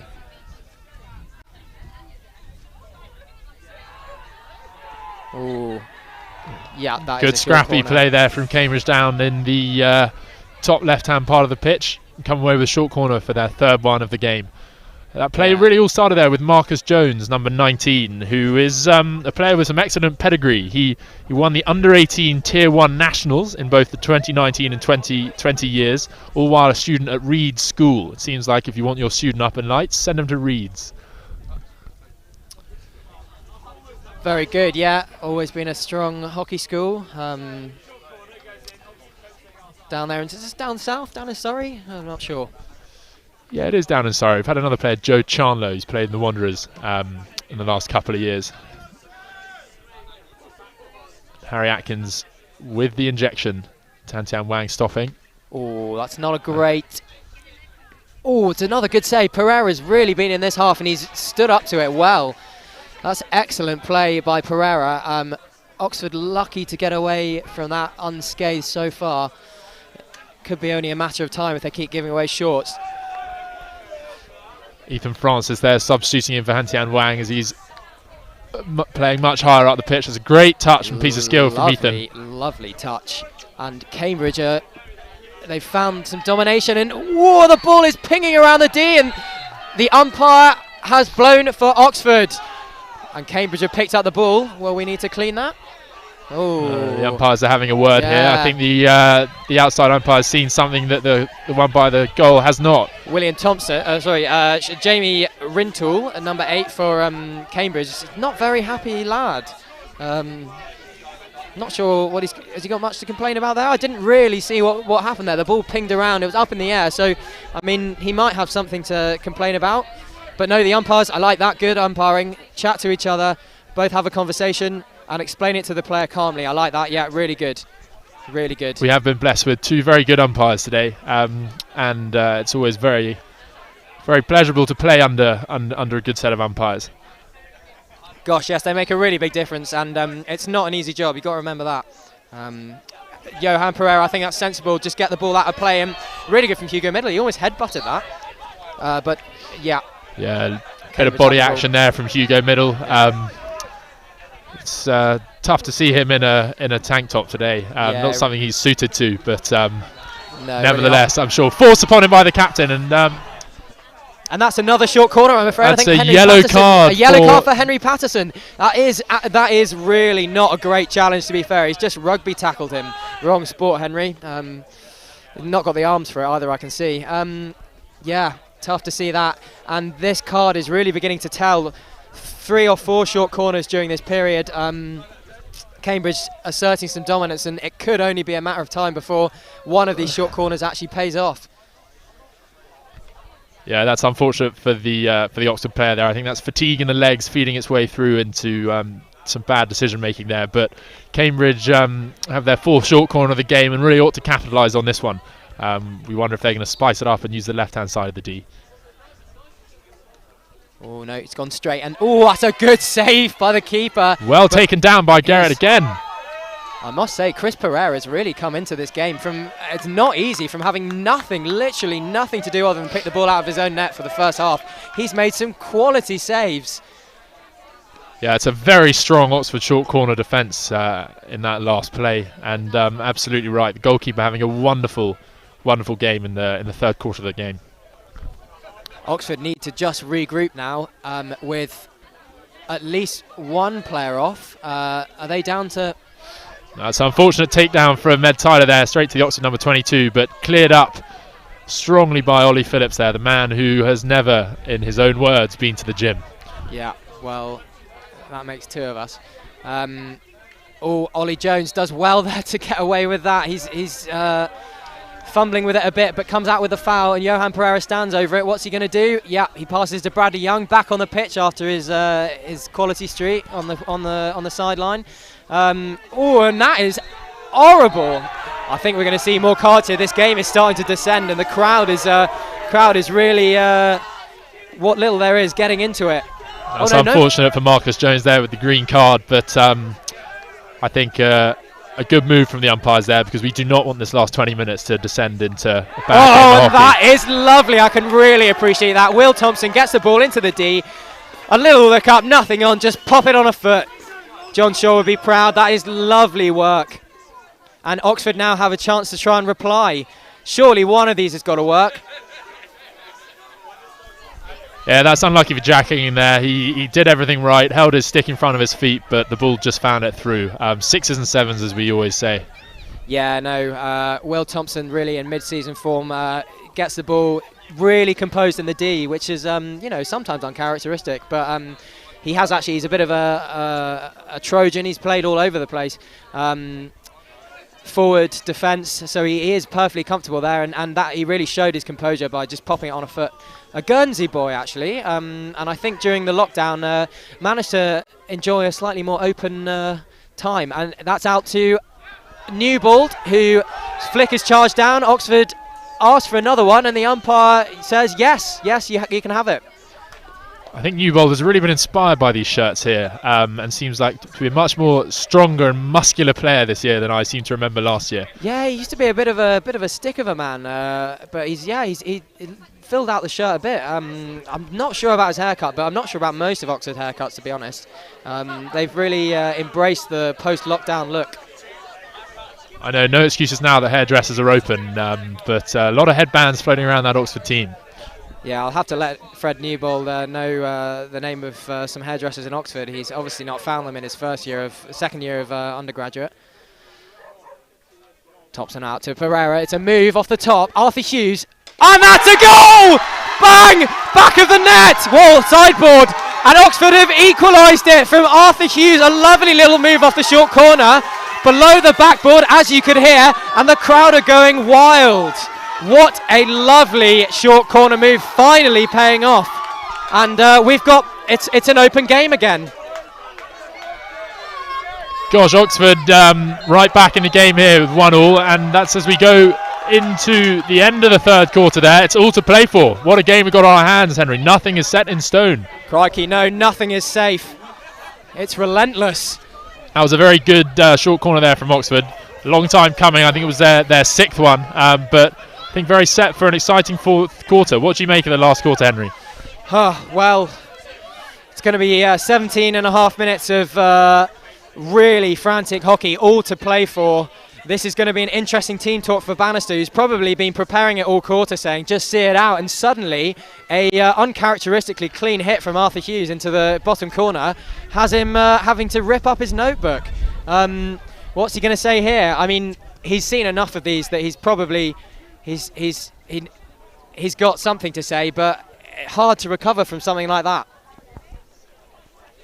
You're absolutely right. Charlie's seen this all before, and I think the main message to the guys here is going to be keep calm and just stick to the plan. It's been working for Cambridge well this game. They've had some good chances in the D, and I think Charlie's going to say don't change this hopefully winning formula from the guys. But a hit from the D there from Arthur Hughes is usually a cavalier approach, especially from that angle. But obviously something they've been practicing and paid off well for him. Yeah, he's hit it straight through the goalkeeper, but I mean a really good hit, just top of the backboard. Not easy to get hold of them, I think, as a goalkeeper. Sorry, a bit of chat from the crowd there. Yeah, really good hit from Arthur Hughes, and that's what the game needed, actually. Just a bit of magic in the final third to put a team in front, and as it is, we're all level. Sean Gilmore and Ed Tyler there, marching back to their posts in the defensive setup. They'll feel a little bit unlucky there, having let that one in, but definitely something that Cambridge have seen before, and will be rebuilding here for the fourth quarter. I think there's a very exciting 15 minutes ahead. Yeah, really exciting, all to play for. And now the fitness and the determination of the players will really tell. This is where it counts. This is where all that time of work on your own, it really comes into play. I think the Cambridge lads have set up a Strava account for the 3 months from January to March, and doing a lot of running there. The only thing I've run in the last 6 months, Henry, is a bath. Good activity to be doing. I myself have been trying to get out on the running circuit, but not for me. Not for me. Don't enjoy it. I know. Leave it to the experts. Yeah, exactly. No, I've just been on the golf course, which has been really good fun. What sort of bubble bath have you been favouring, Harry? I tend not to go for the bubble bath. It's more the candles and salts for me, Henry. Ah, lovely, lovely. Very relaxing. And maybe a glass of Chardonnay? On a Sunday afternoon, definitely, but midweek, that'd be pushing the boat out. Yeah, fair enough. School night. And so we've had back-to-back aerials from Oxford and then Cambridge to start off this second half. A good ploy, I think, actually, because just one missed trap and you are really in, and a good opportunity to put in a lucky winner.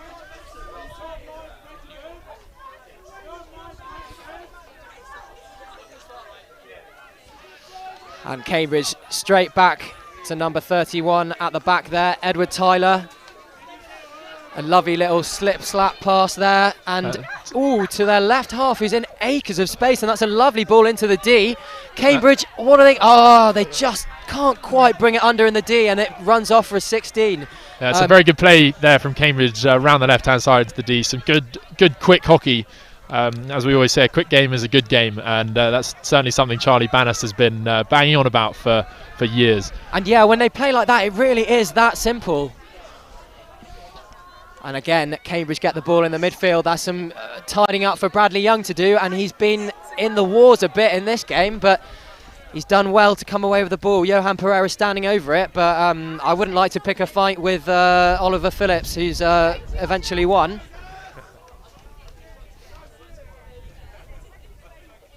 And Cambridge trying to battle their way down in this on the left baseline, and Bill Taylor takes it quickly there, threading himself around the top of the D, chucks it in, and that's very well defended from the Oxford defender. Yeah, once again, Bradley Young, he really has been everywhere in this Oxford defence. Some good unnecessary left to rights there from the Oxford player. Yeah, number 14, Thomas Davis, a fresher, I think, and you can tell by looking at him.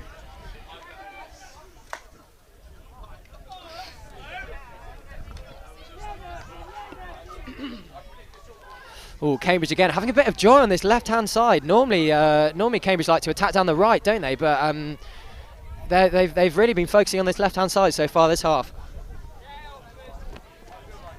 No, they absolutely do. Charlie Bannister's bane of his life is people rolling onto open sticks. So people tend to, in the Cambridge team, roll round onto the left, and that's a tough missed aerial there from Cambridge 16, but well picked up. Yeah, unfortunately Josh Keeley's not got those hands after being out for so long. And Cambridge have a free hit in the middle of the park. Josh Keeling does a good job to get in the way of that one. It looks like is he even wearing hockey shoes? It looks like he's just wearing trainers.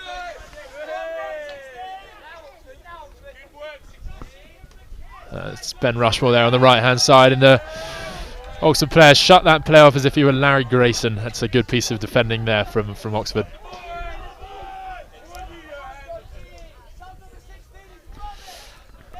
Good work, Bradley Young moves this ball over to Thomas Davies again, and back to Bradley Young and Pereira. What can Pereira do here? Yeah, lovely ball to Thompson. Is a line on? The line is on, but he chooses to go inside. Not his best decision, because Cambridge can pick it up with Phillips. And yeah, lovely work there by Bill Tyler. And yeah, Marcus Jones chasing the ball down there. As Cambridge pressed in the top right, left half. What are they going to be doing with it? Yeah, and that's unlucky, but very well defended by Pereira, number 4 captain there. Yeah, lovely work from Pereira. He's done well so far, not been beaten yet, and that's a nice aerial. And it's a miss, but it can't quite be reeled in by Oxford. Yeah, and Tyler picking everything up there at the back, but he's got to reset as he passes it off the pitch.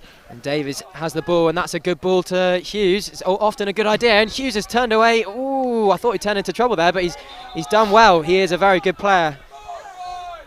Although, that's a nice ball. Keeling can't quite bring it under. Good strike in there from Arthur Hughes, the goal scorer, with a similar hit on a similar angle before. That's Jamie Rintoul chasing down the ball. Yeah, I've never seen him do so many clean hits in my life, but very good from Arthur. He's obviously been practicing during the lockdown.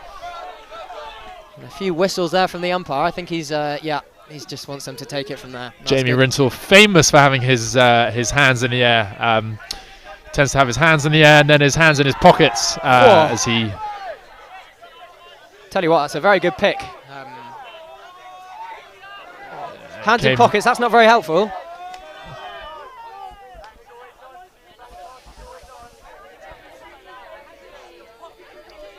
It's a very good spin there from Ollie Phillips. Unlucky to lose the ball there, but foul from Oxford. Yeah, Newbold tries to take it away, but fouls him first. Absolutely, that area rule coming in there again. Cambridge attacker, not 5, and it's always the defender's ball. It's good to see the umpires being very clear on that, because in games I played in, it's not been so. It caused a lot of frustration in the teams. Yeah, completely agree. As we've said before, you asked is they're consistent. That was good. Ooh, Johan Pereira, very nice. A rare run forwards. I think he's gained a yard of pace this year, actually. He's looking very fit. That's probably why he's decided to play in singlets. Yeah, a yard of pace, but shame he couldn't gain a few inches on his arms. But you know, you can't have it all as Oxford captain. No, not at all, not at all. Oh, lovely bit of work there. Oxford harrying Jamie Rintoul, and he's done well to win a foul just on the edge of the Oxford D. Cambridge usually have a couple of moves they like to do in this part of the pitch on the top of the D. Let's see if Johnny Park and Charlie Bannister bring them out their locker today. Yeah, they've been very creative in the past. I like to see it. Oh, and here they are. Yeah, we've seen this one before, though. This is a John Shaw special. Very well stopped by Oxford there. Back to Ed Tyler. Yeah, and Newbold does well to win a free hit there, and they can reset. Cambridge streaming back. They put a lot of men forwards there. Bit scrappy this final quarter so far, would you say? Yeah, absolutely. I really do think that's the fatigue in the players' legs coming through and filtering down into their hands.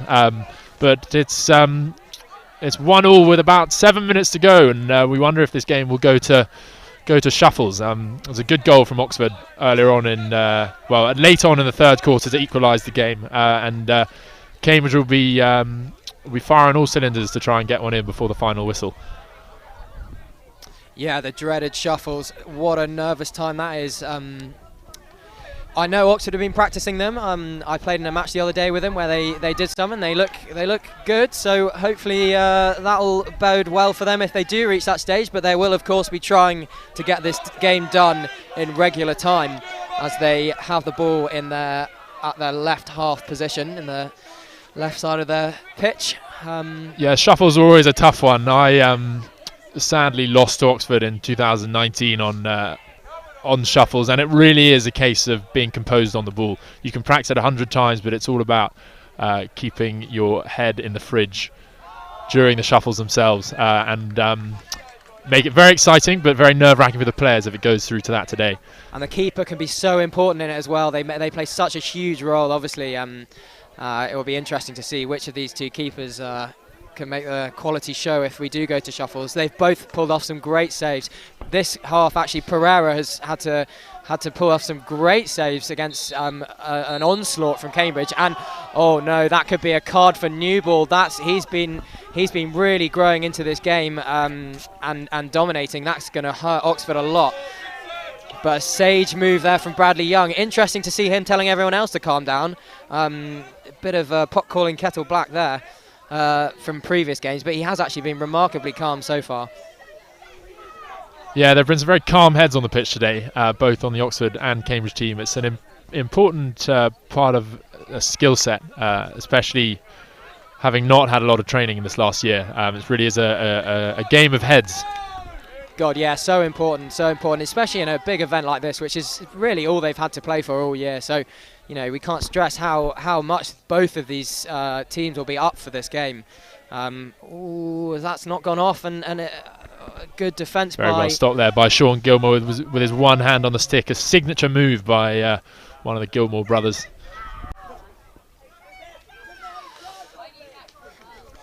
Oh, Pereira's looking at the aerial, but there's not much space there for one. But that's well picked up there by Josh Nurse, and it's a good turn and good into Bradley Young. And what's Bradley? Yeah, good. I like to see that, trying to switch the play. Johan Pereira. Yeah. Oh, that's not a very nice challenge.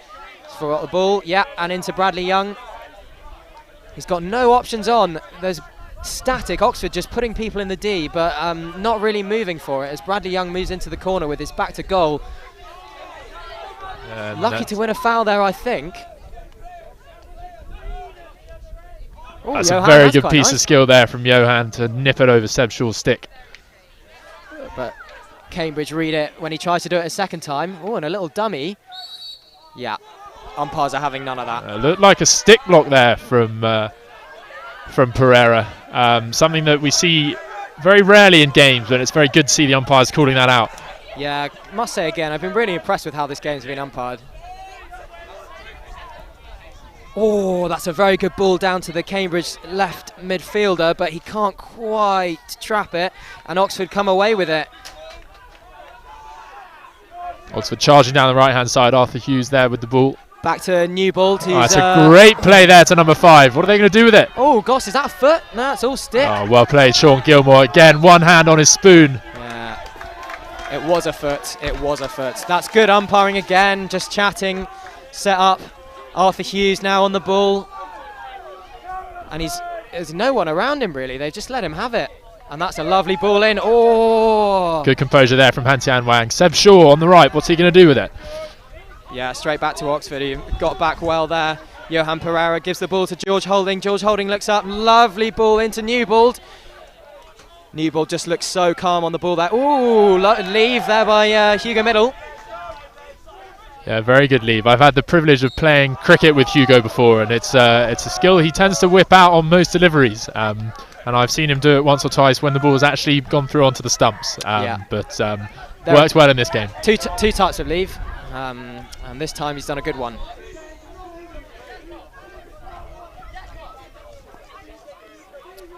And really, we are moving towards a cagey ending here. Both teams just sitting back, but trying to push forward at the same time. Very difficult. As Oxford have started to gain some possession in this Cambridge half, but not quite got the control there.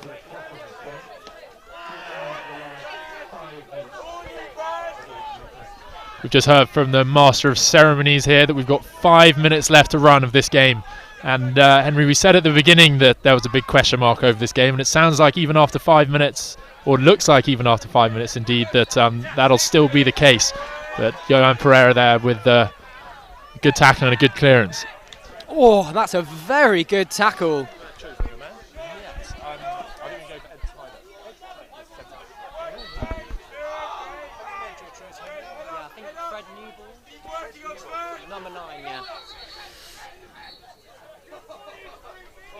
Cambridge reset here with a free hit on the right, looking dangerous, not long left, ball into the right baseline, and I can't see what's happened there. Yeah, good bit of skill there into the D, and Cambridge have won a short corner with not long left. Oh, this could be big. And Oxford aren't even complaining. That is a lovely piece of work by the Cambridge forward there. God, this is a critical juncture in the game for Cambridge. It's a short corner they really need to capitalise on. They've had 4 or 5 short corners that haven't gone their way due to some good Oxford defending, but in that huddle I think they'll be whipping out a new and unshown move today. Exciting. This is when all those times on the training ground, I guess, and this is a season where coming up with new short corner routines, that's pretty much all you can do. Let's see what their creativity's got. And it looks like Harry Atkins, the usual injector's off the pitch, so we defer to Marcus Jones as he sets up in the final 4 minutes of the game.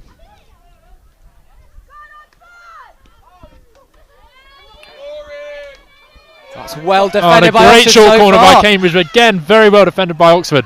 And another short corner, a real award there for, I think, a foot down in the bottom right-hand corner of that D. Yeah, straight onto a foot there. Really good composure after the short corner broke down. Lovely, lovely running by Oxford again to try and get in the way of that ball. And Chris Pereira doesn't actually have to do anything in the end, but Cambridge, yeah, good composure to try and just pop that on another foot and reset and get another corner. Defence on short corners for both teams has been very impressive today. Cambridge have not done too much wrong in their short corners. There's some good Oxford defending. Marcus Jones again here on the ball. Oh, and that was the Botswana there we were talking about. And Seb Shaw sadly bunts it off the pitch. Yeah, he's deflected that away from the goal. That's good defence. And Arthur Hughes he's turned on the afterburner. Motoring, and a big shoulder there from Sean Gilmore. That's a short corner for Oxford. Arthur Hughes gets horribly fouled, charging down the left wing. The crowd have gone mad, and this is drama in the last few minutes as a cheese is shown to Cambridge. That's 10 minutes, 5 to 10 minutes on the sideline for them. Possibly the rest of the game off for, is that Sean Gilmore trotting off? Yeah, that is very sad to see Sean Gilmore trotting off in the last couple of minutes of the game, and an extremely powerful run there from Arthur Hughes down the left. It's sad to see the short corner being given, but Oxford have an extremely critical chance here.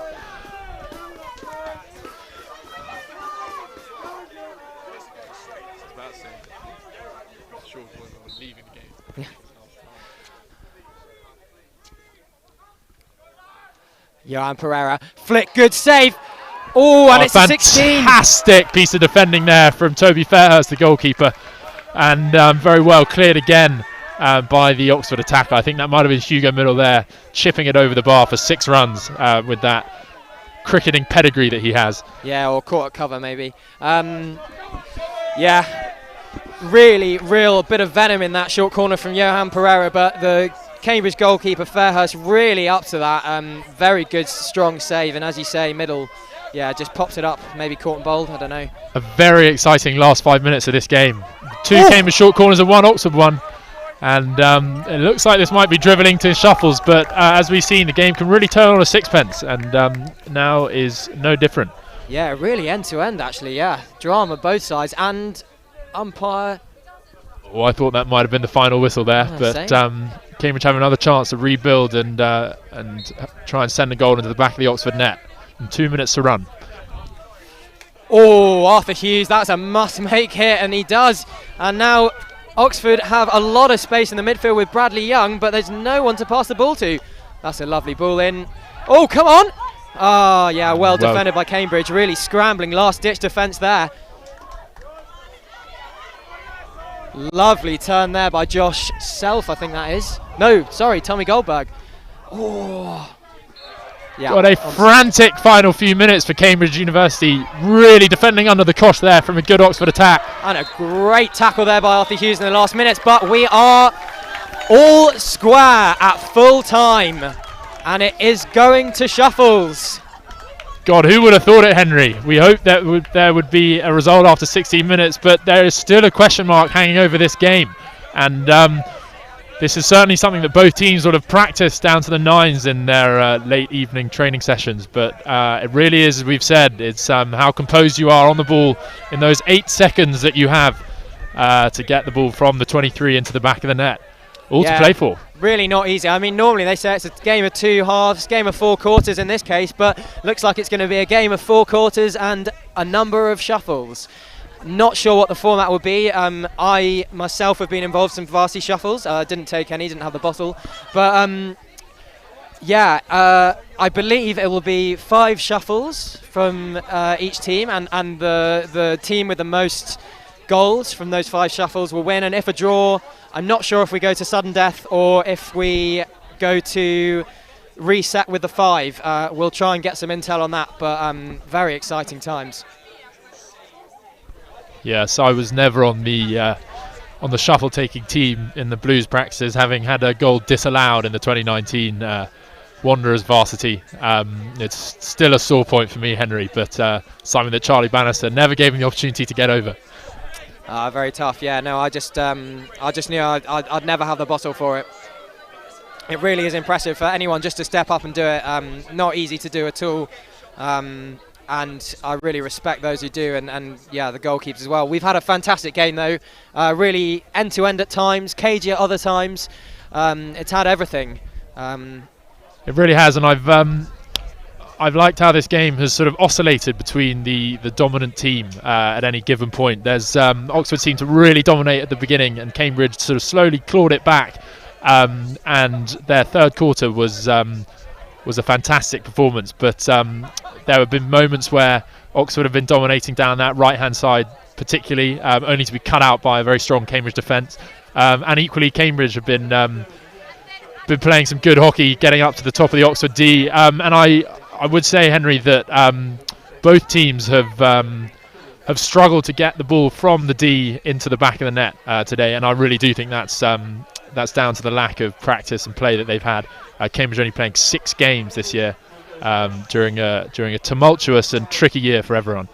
Yeah, completely agree. It's so hard to try and get that form in front of goal. We've seen some really magical play in the midfield, but not quite those last few passes and touches in the final third. Blessed with a lovely goal from Arthur Hughes and some good Cambridge work in the first few minutes of the game. But other than that, yeah, not so much in front of goal, but some lovely midfield work. And as you say, yeah, oscillating game. And, you know, to both teams' credit, a really well-fought game, and now it just goes down to shuffles. It looks like Cambridge have got Ed Tyler Seb Shaw, Sean Gilmore, Johnny Park, and the new fresher Garrett. I think Ed Tyler here has really gone for people with cool heads on the ball. We've got 2 defenders here, some people you wouldn't think have the sharpest or quickest, should I say, hands in the game, but Shuffles is all about composure and keeping your head cool. And it looks like that's what Ed Tyler's gone for here today. It looks like Oxford have gone for 2 defenders as well, actually. Johan Pereira, number 4, looks like he's put his hand forward, and Bradley Young, who has next to no hands from what I know of him.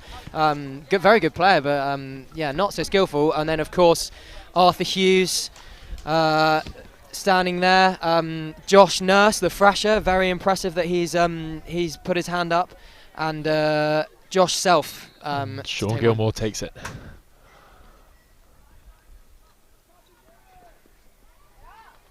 Oh, that's a very great goal from Sean Gilmore. Really good composure there. Coming back off a yellow card. We thought that would be his last moment there for Cambridge University Hockey Club, but not to be. Cambridge won. Really fantastic work there by Gilmore. Just so patient, so calm. Sends a keeper down and then just pops it in the goal. As Toby Fairhurst steps up for his first goalkeeping appearance in Shuffles in the Blues Varsity. Josh Self step forward. Oh, and that's very simple. Lovely work by Josh Self. Sends the keeper flying and just pops it in the back of the net. Lovely work, Josh Self. Job done. 2 goals here in the first 2 Shuffles. It's exciting stuff as Seb Shaw steps up to execute a plan I'm sure he has been practicing for a long time these last couple of months.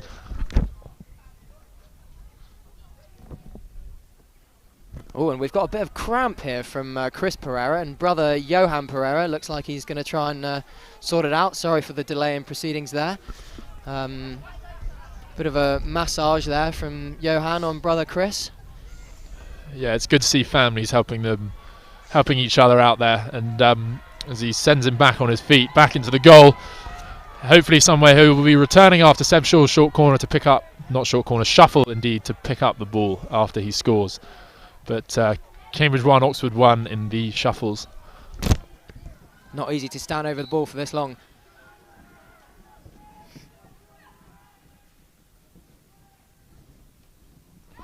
Oh, it's a great goal from Seb Shaw. Very quick hands there as he just pokes it into the back of the net underneath the goalkeeper's hand. What a quality finish. We've been lacking any form of impact in front of goal all game, really, apart from Arthur Hughes. But then we're having it in the Shuffles. Lovely to see. Josh Nurse, the fresher, steps up over the ball. Runs into the D.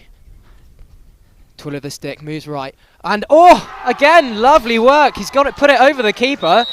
He's dived under the ball, and really composed stuff by both teams here, and we're tied at 2-2. Oxford really here, only seeming to be able to score in set piece plays. Today's goal from them in the outfield was short corner, adding to their, making it 4 years in a row that they've only scored from a short corner in games, and same with the Shuffles as Johnny Park takes the ball up here.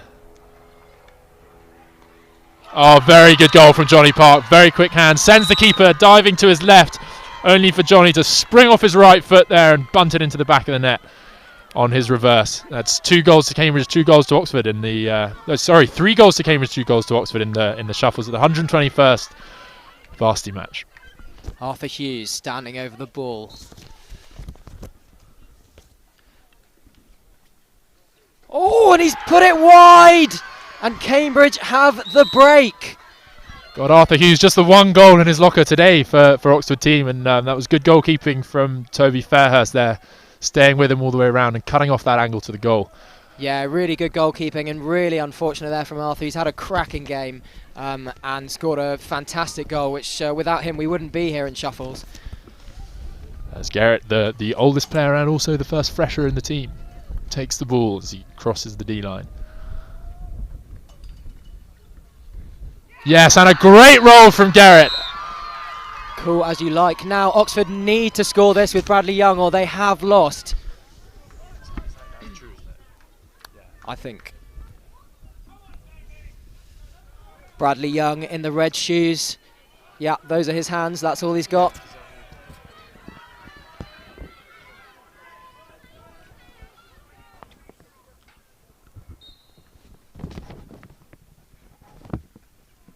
Oh, and cool as you like. Bradley Young he's having none of this sort of dribbling business. He just pops it in the bottom of the corner. Yeah. Ed Tyler now needs to, if he scores, Cambridge win. If there was one man on the Cambridge team I want to take this fifth and final shuffle, it would be Ed Tyler as he steps up and the 8 seconds starts counting down. Oh, and he pushes it into the bottom right, and that's a Cambridge victory. Game, set, and match to Cambridge. A fantastic game here, Henry. Both teams have had a extremely well fought battle on Southgate pitch, and tough to say who deserved to win there, but Cambridge in the shuffles in the last period of the game coming away with the victory in I think a 5-3 shuffles victory after 1-all at full time. But a wonderful game here on Southgate, and very well done to both teams here. Yeah, really wonderful game. Both teams very evenly matched. Hard to pick a winner, impossible to pick a winner in full time, and some really good shuffles there from both teams. And I love to see it won on a successful shuffle and not lost on a failed shuffle. Really composed by all the Cambridge team. They looked like they knew exactly what they were doing. Yeah, really good work from Cambridge. And a lovely, really good match played in really good spirit. So once again, thank you very much to Southgate Hockey Club for hosting another varsity match in slightly different conditions, and well done to both teams for putting forward what was a really great spectacle. I certainly enjoyed it. Yeah, it's been a fantastic game for the 121st varsity match here, and played in very good spirits from both teams. Sad that we haven't had a full spectator kit out today, but we hope to see all you people watching at home today back here in March next year for the 122nd varsity match. But a fantastic game from both teams, very well fought, and I think every player on the pitch today will be very proud to have played in such a game. Yeah, no one can hang their head and think they didn't do enough. Everyone's left everything out here. I can't imagine the feeling for Oxford. They must be absolutely gutted to lose on shuffles, but maybe some justice for Cambridge, who've lost on shuffles I think twice in the last few years, and a good win for Cambridge. Just the one scrappy goal in the first few minutes of the first quarter, really, and then they really bedded in and managed to keep Oxford out until the very end of the third quarter.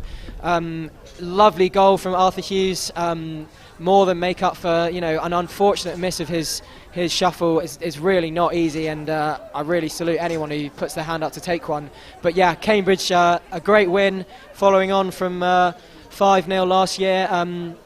Yeah, very well done to Cambridge, that's all I can say, and some lovely hockey. It's a real shame that really good for Sean Gilmore to see off his final year with a win, and I'm sure a few others leaving, but very sad for some of the Oxford players to end with a win. Yeah, absolutely, and great to see smiles on the faces of the Oxford team. Heads held high in a fantastic game today. Cambridge do lose a lot of their players for next year, as they've been promoted to the National League due to the restructuring and the insertion of a league underneath the top two. But we'll be losing some key players in Sean Gilmore and Ed Tyler, the duo at the back there, who managed to hold out the Oxford siege for a long old time after their first scrappy goal at the beginning of the game. But a seriously large congratulations to both teams on a wonderful performance today. And yes, Cambridge victorious in the shuffles to make up for a brace of shuffles defeats in the last couple of years. But sadly there won't be any big celebrations this evening. Usually the two teams hop in buses to a ball in a hotel nearby, but I think it'll be they aren't even allowed to shower in the changing rooms today because of COVID restrictions. But we're just very lucky to have had the game played today, despite all the COVID misnomers at the moment. Yeah, very very sad, but look forward to better times in the future. And I think with that we'll have the presentation coming up soon. And in the meantime, Cambridge will keep chatting amongst themselves. Oxford will be commiserated by what few supporters have turned up. Really not easy but nice that a few of their family have sort of socially distanced come and supported them. It's very hard to lose like that on shuffles. I guess it's maybe when you're down for most of the game and come back into it, not as bad as if they were leading from the beginning. I don't know. Yeah, really difficult. So, in case you missed earlier action today, the women's varsity match was won by Oxford. So honours are split between the men and the women. Oxford winning the women's varsity match and Cambridge winning the men's.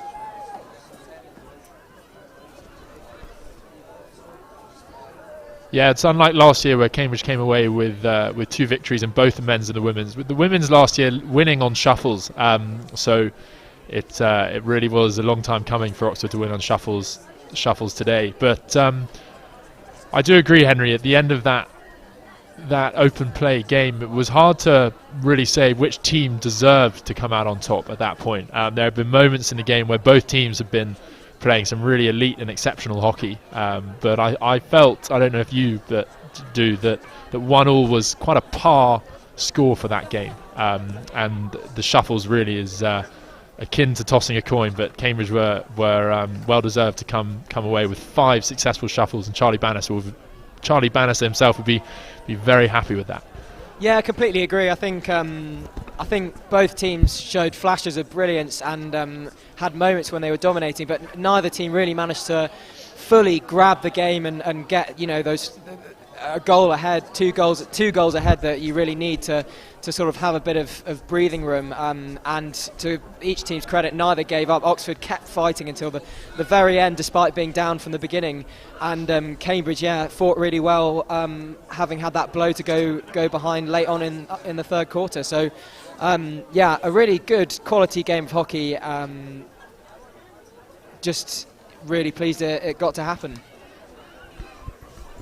Yeah, indeed. It doesn't look a lot like a day in May today, I have to say, being very overcast and somewhat freezing. I sort of felt it would almost be warmer back in March, but so hopefully we managed to get this game on back when it was due to be in 2022 in March. But yes, as you said, very, very privileged to be able to watch it live today, and hope to invite all the spectators back who have been valiantly watching it on YouTube today to the real thing next year. I wonder what Charlie Bannister will be saying to the lads today. I suspect he'll be congratulating them on keeping their composure, particularly at the back, and sticking to the plan. And I'm sure he'll be very sad not to be celebrating with all the lads tonight, as he usually does at the Varsity Hockey Ball. Charlie Bannister, he was at Cambridge himself. He didn't actually play hockey there. He played cricket and I think won a blue whilst he was there. And only picked up, I think, coaching hockey after his time at Cambridge, and has had a very illustrious career as a coach in the England setup, and now, of course, a coach for the Cambridge men's setup. It's always quite fun to see him in his black tie with a blue bow tie, just subtly in there, instead of sporting his large blue blues blazer like all the other lads will be doing shortly. Lovely stuff. Thanks for that. It's really nice to have that insight actually into the setup behind it, especially from such a sort of Charlie Bannister, who's been really part of the Cambridge hockey scene for, as you say, time immemorial, really. I had no idea he went there himself. It's so nice to have that consistency, but I must say, from Coach Mark Rutherford, who's giving a few words of sort of consolidation to a player there. It's been really nice to see Mark back, who's been a bit unwell over the last few years. So it's great that he's been able to get back into coaching hockey, and we're moving into the presentation here.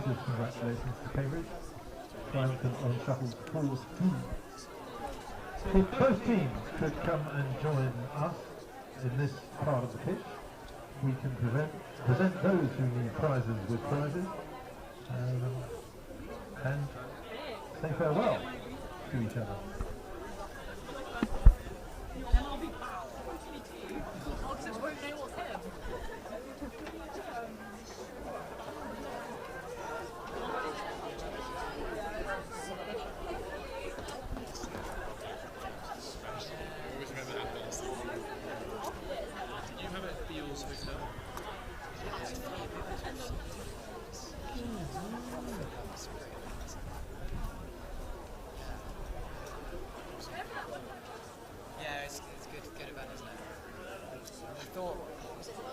People are still waiting for this. Yeah. They, do you go to it? It was really bad. This taps. No, sorry, it wasn't us. It was the year before. Oxford lost the pot then. So unimpressive. Yeah, I got a really angry call from Beals Hotel. Back here, we'll keep it going up and down. That's okay.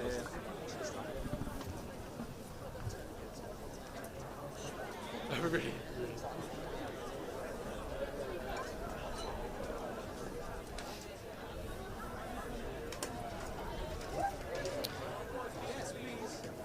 And Cambridge will be presented again with the Men's Blues Varsity Trophy, a very, very old trophy, currently held there by Henry Gordon.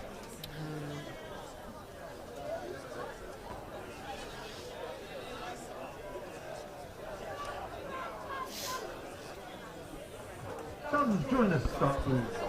Johan, bring your team over.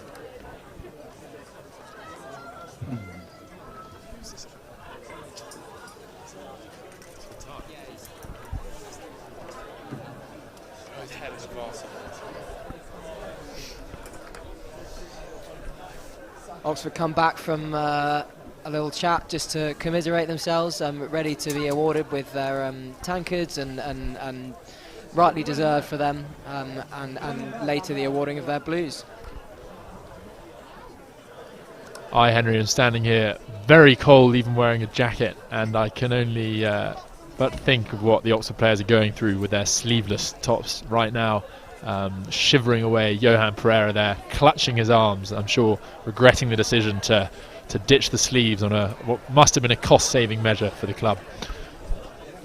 So once again, ladies and gentlemen, if you can make up for your lack of numbers, I only see 29 people watching, with a raucous congratulations to Cambridge and a reasonable commiseration to Oxford, led by their captain Johan Pereira, and bringing out the rear, their man of the match, Fred Newbold. Yeah, well played to Fred Newbold, man of the match for this for Oxford in this varsity match.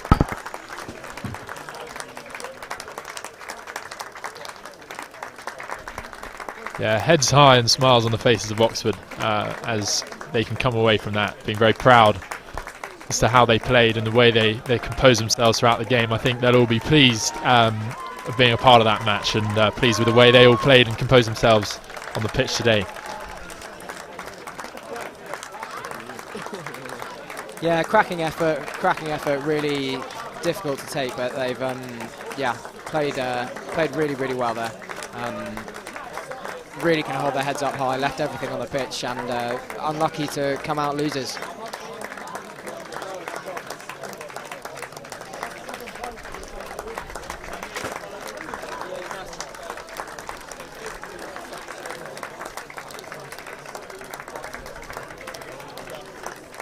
Yeah, and well done to Fred Newbold. Don't drink that all at once. That would not be a sight we'd like to see, but richly deserved from Fred Newbold there, man of the match for Oxford.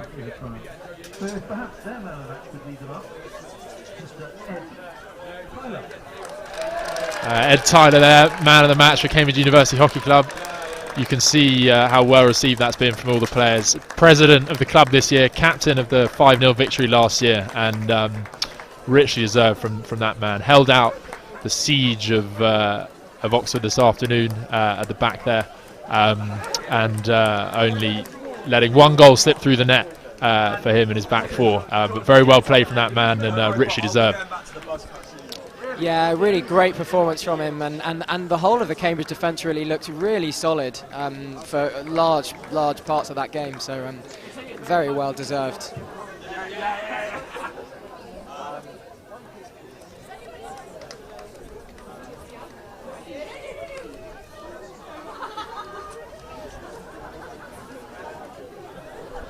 As Sean Gilmore receives his fourth and final tankard for his performances in the varsity matches. It really is an end of an era for the Gilmore family, having had 8 years of coming to support their two sons playing varsity matches. Hopefully they're going to be part of the club once more, but a dynasty that will be hard to replicate in the years to come. Yes, very difficult, very impressive from the Gilmore family, but I'm sure this will be a moment to savour as James Gordon is just holding out the Varsity trophy, waiting for someone to take control of it.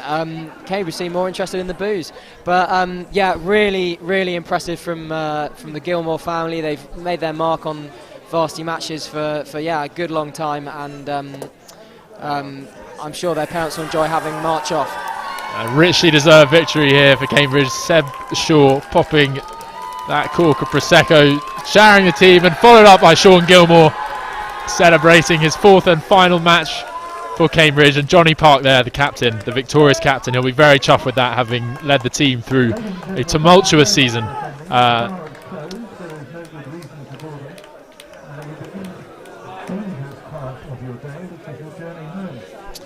Well, thank you very much.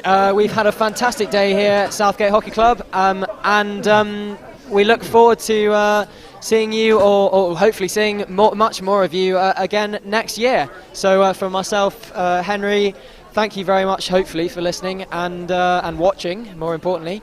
And from Harry, yeah, thanks.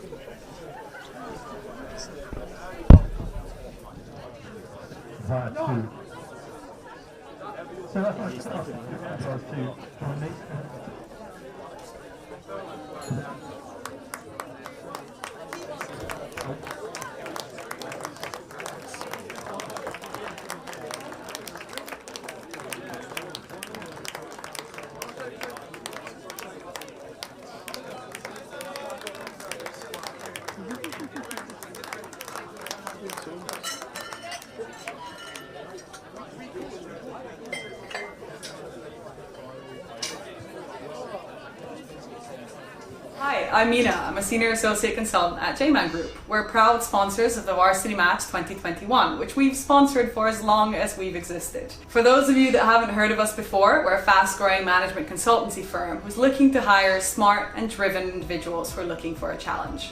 I'm here to tell you a little bit more about what we do and what a career with JMAN Group would look like. Firstly, my biggest learning since joining the company is knowing how to quickly get to the bottom of how a company operates and the various factors that can affect its performance.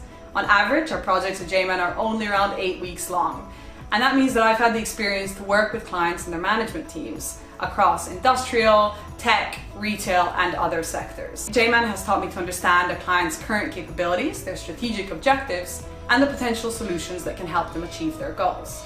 But what I like is that we're not just recommending solutions, we're actually helping to deliver the tools and the processes that help solve the client problem by utilizing the wide technical toolset.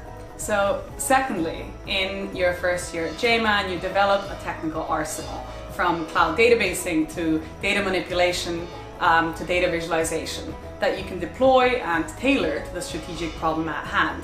No matter your background or experience, you learn to code in languages such as Python and SQL, and to use market-leading data tools such as Alteryx, Power BI, Nine. The list continues to grow. In a market where businesses are increasingly relying on data to support their decision-making, the use of these tools is becoming more and more important. And it's been a huge advantage for me to have learned these skills so early on in my career. Thirdly, we're a super exciting, high-growth business, and as a relatively small team, we can each influence the strategic direction that the business grows. All our goal is to build a world-class business that we're proud of. And that comes from setting high standards for the team and pushing at those boundaries of what we initially think is possible. From day one, we each take responsibility for driving forward an internal area. For example, I'm working on a strategy to diversify recruitment, and others in my cohort are defining JMAN sustainability objectives or building the brand new JMAN website. Lastly, what I enjoy most about the day-to-day at JMAN is that I'm surrounded by talented, ambitious, and well-rounded individuals, be it other university graduates, or ex-military personnel, or even professional sportsmen. I love working in small, high-performance teams where we're all working towards that same goal, but we're all bringing something different to the table. If my experience from my first year at JMAN Group appeals to you, or you're willing to learn new skills and grow a world-class business, then please apply via our website or reach out to me or someone else on the team directly to find out more.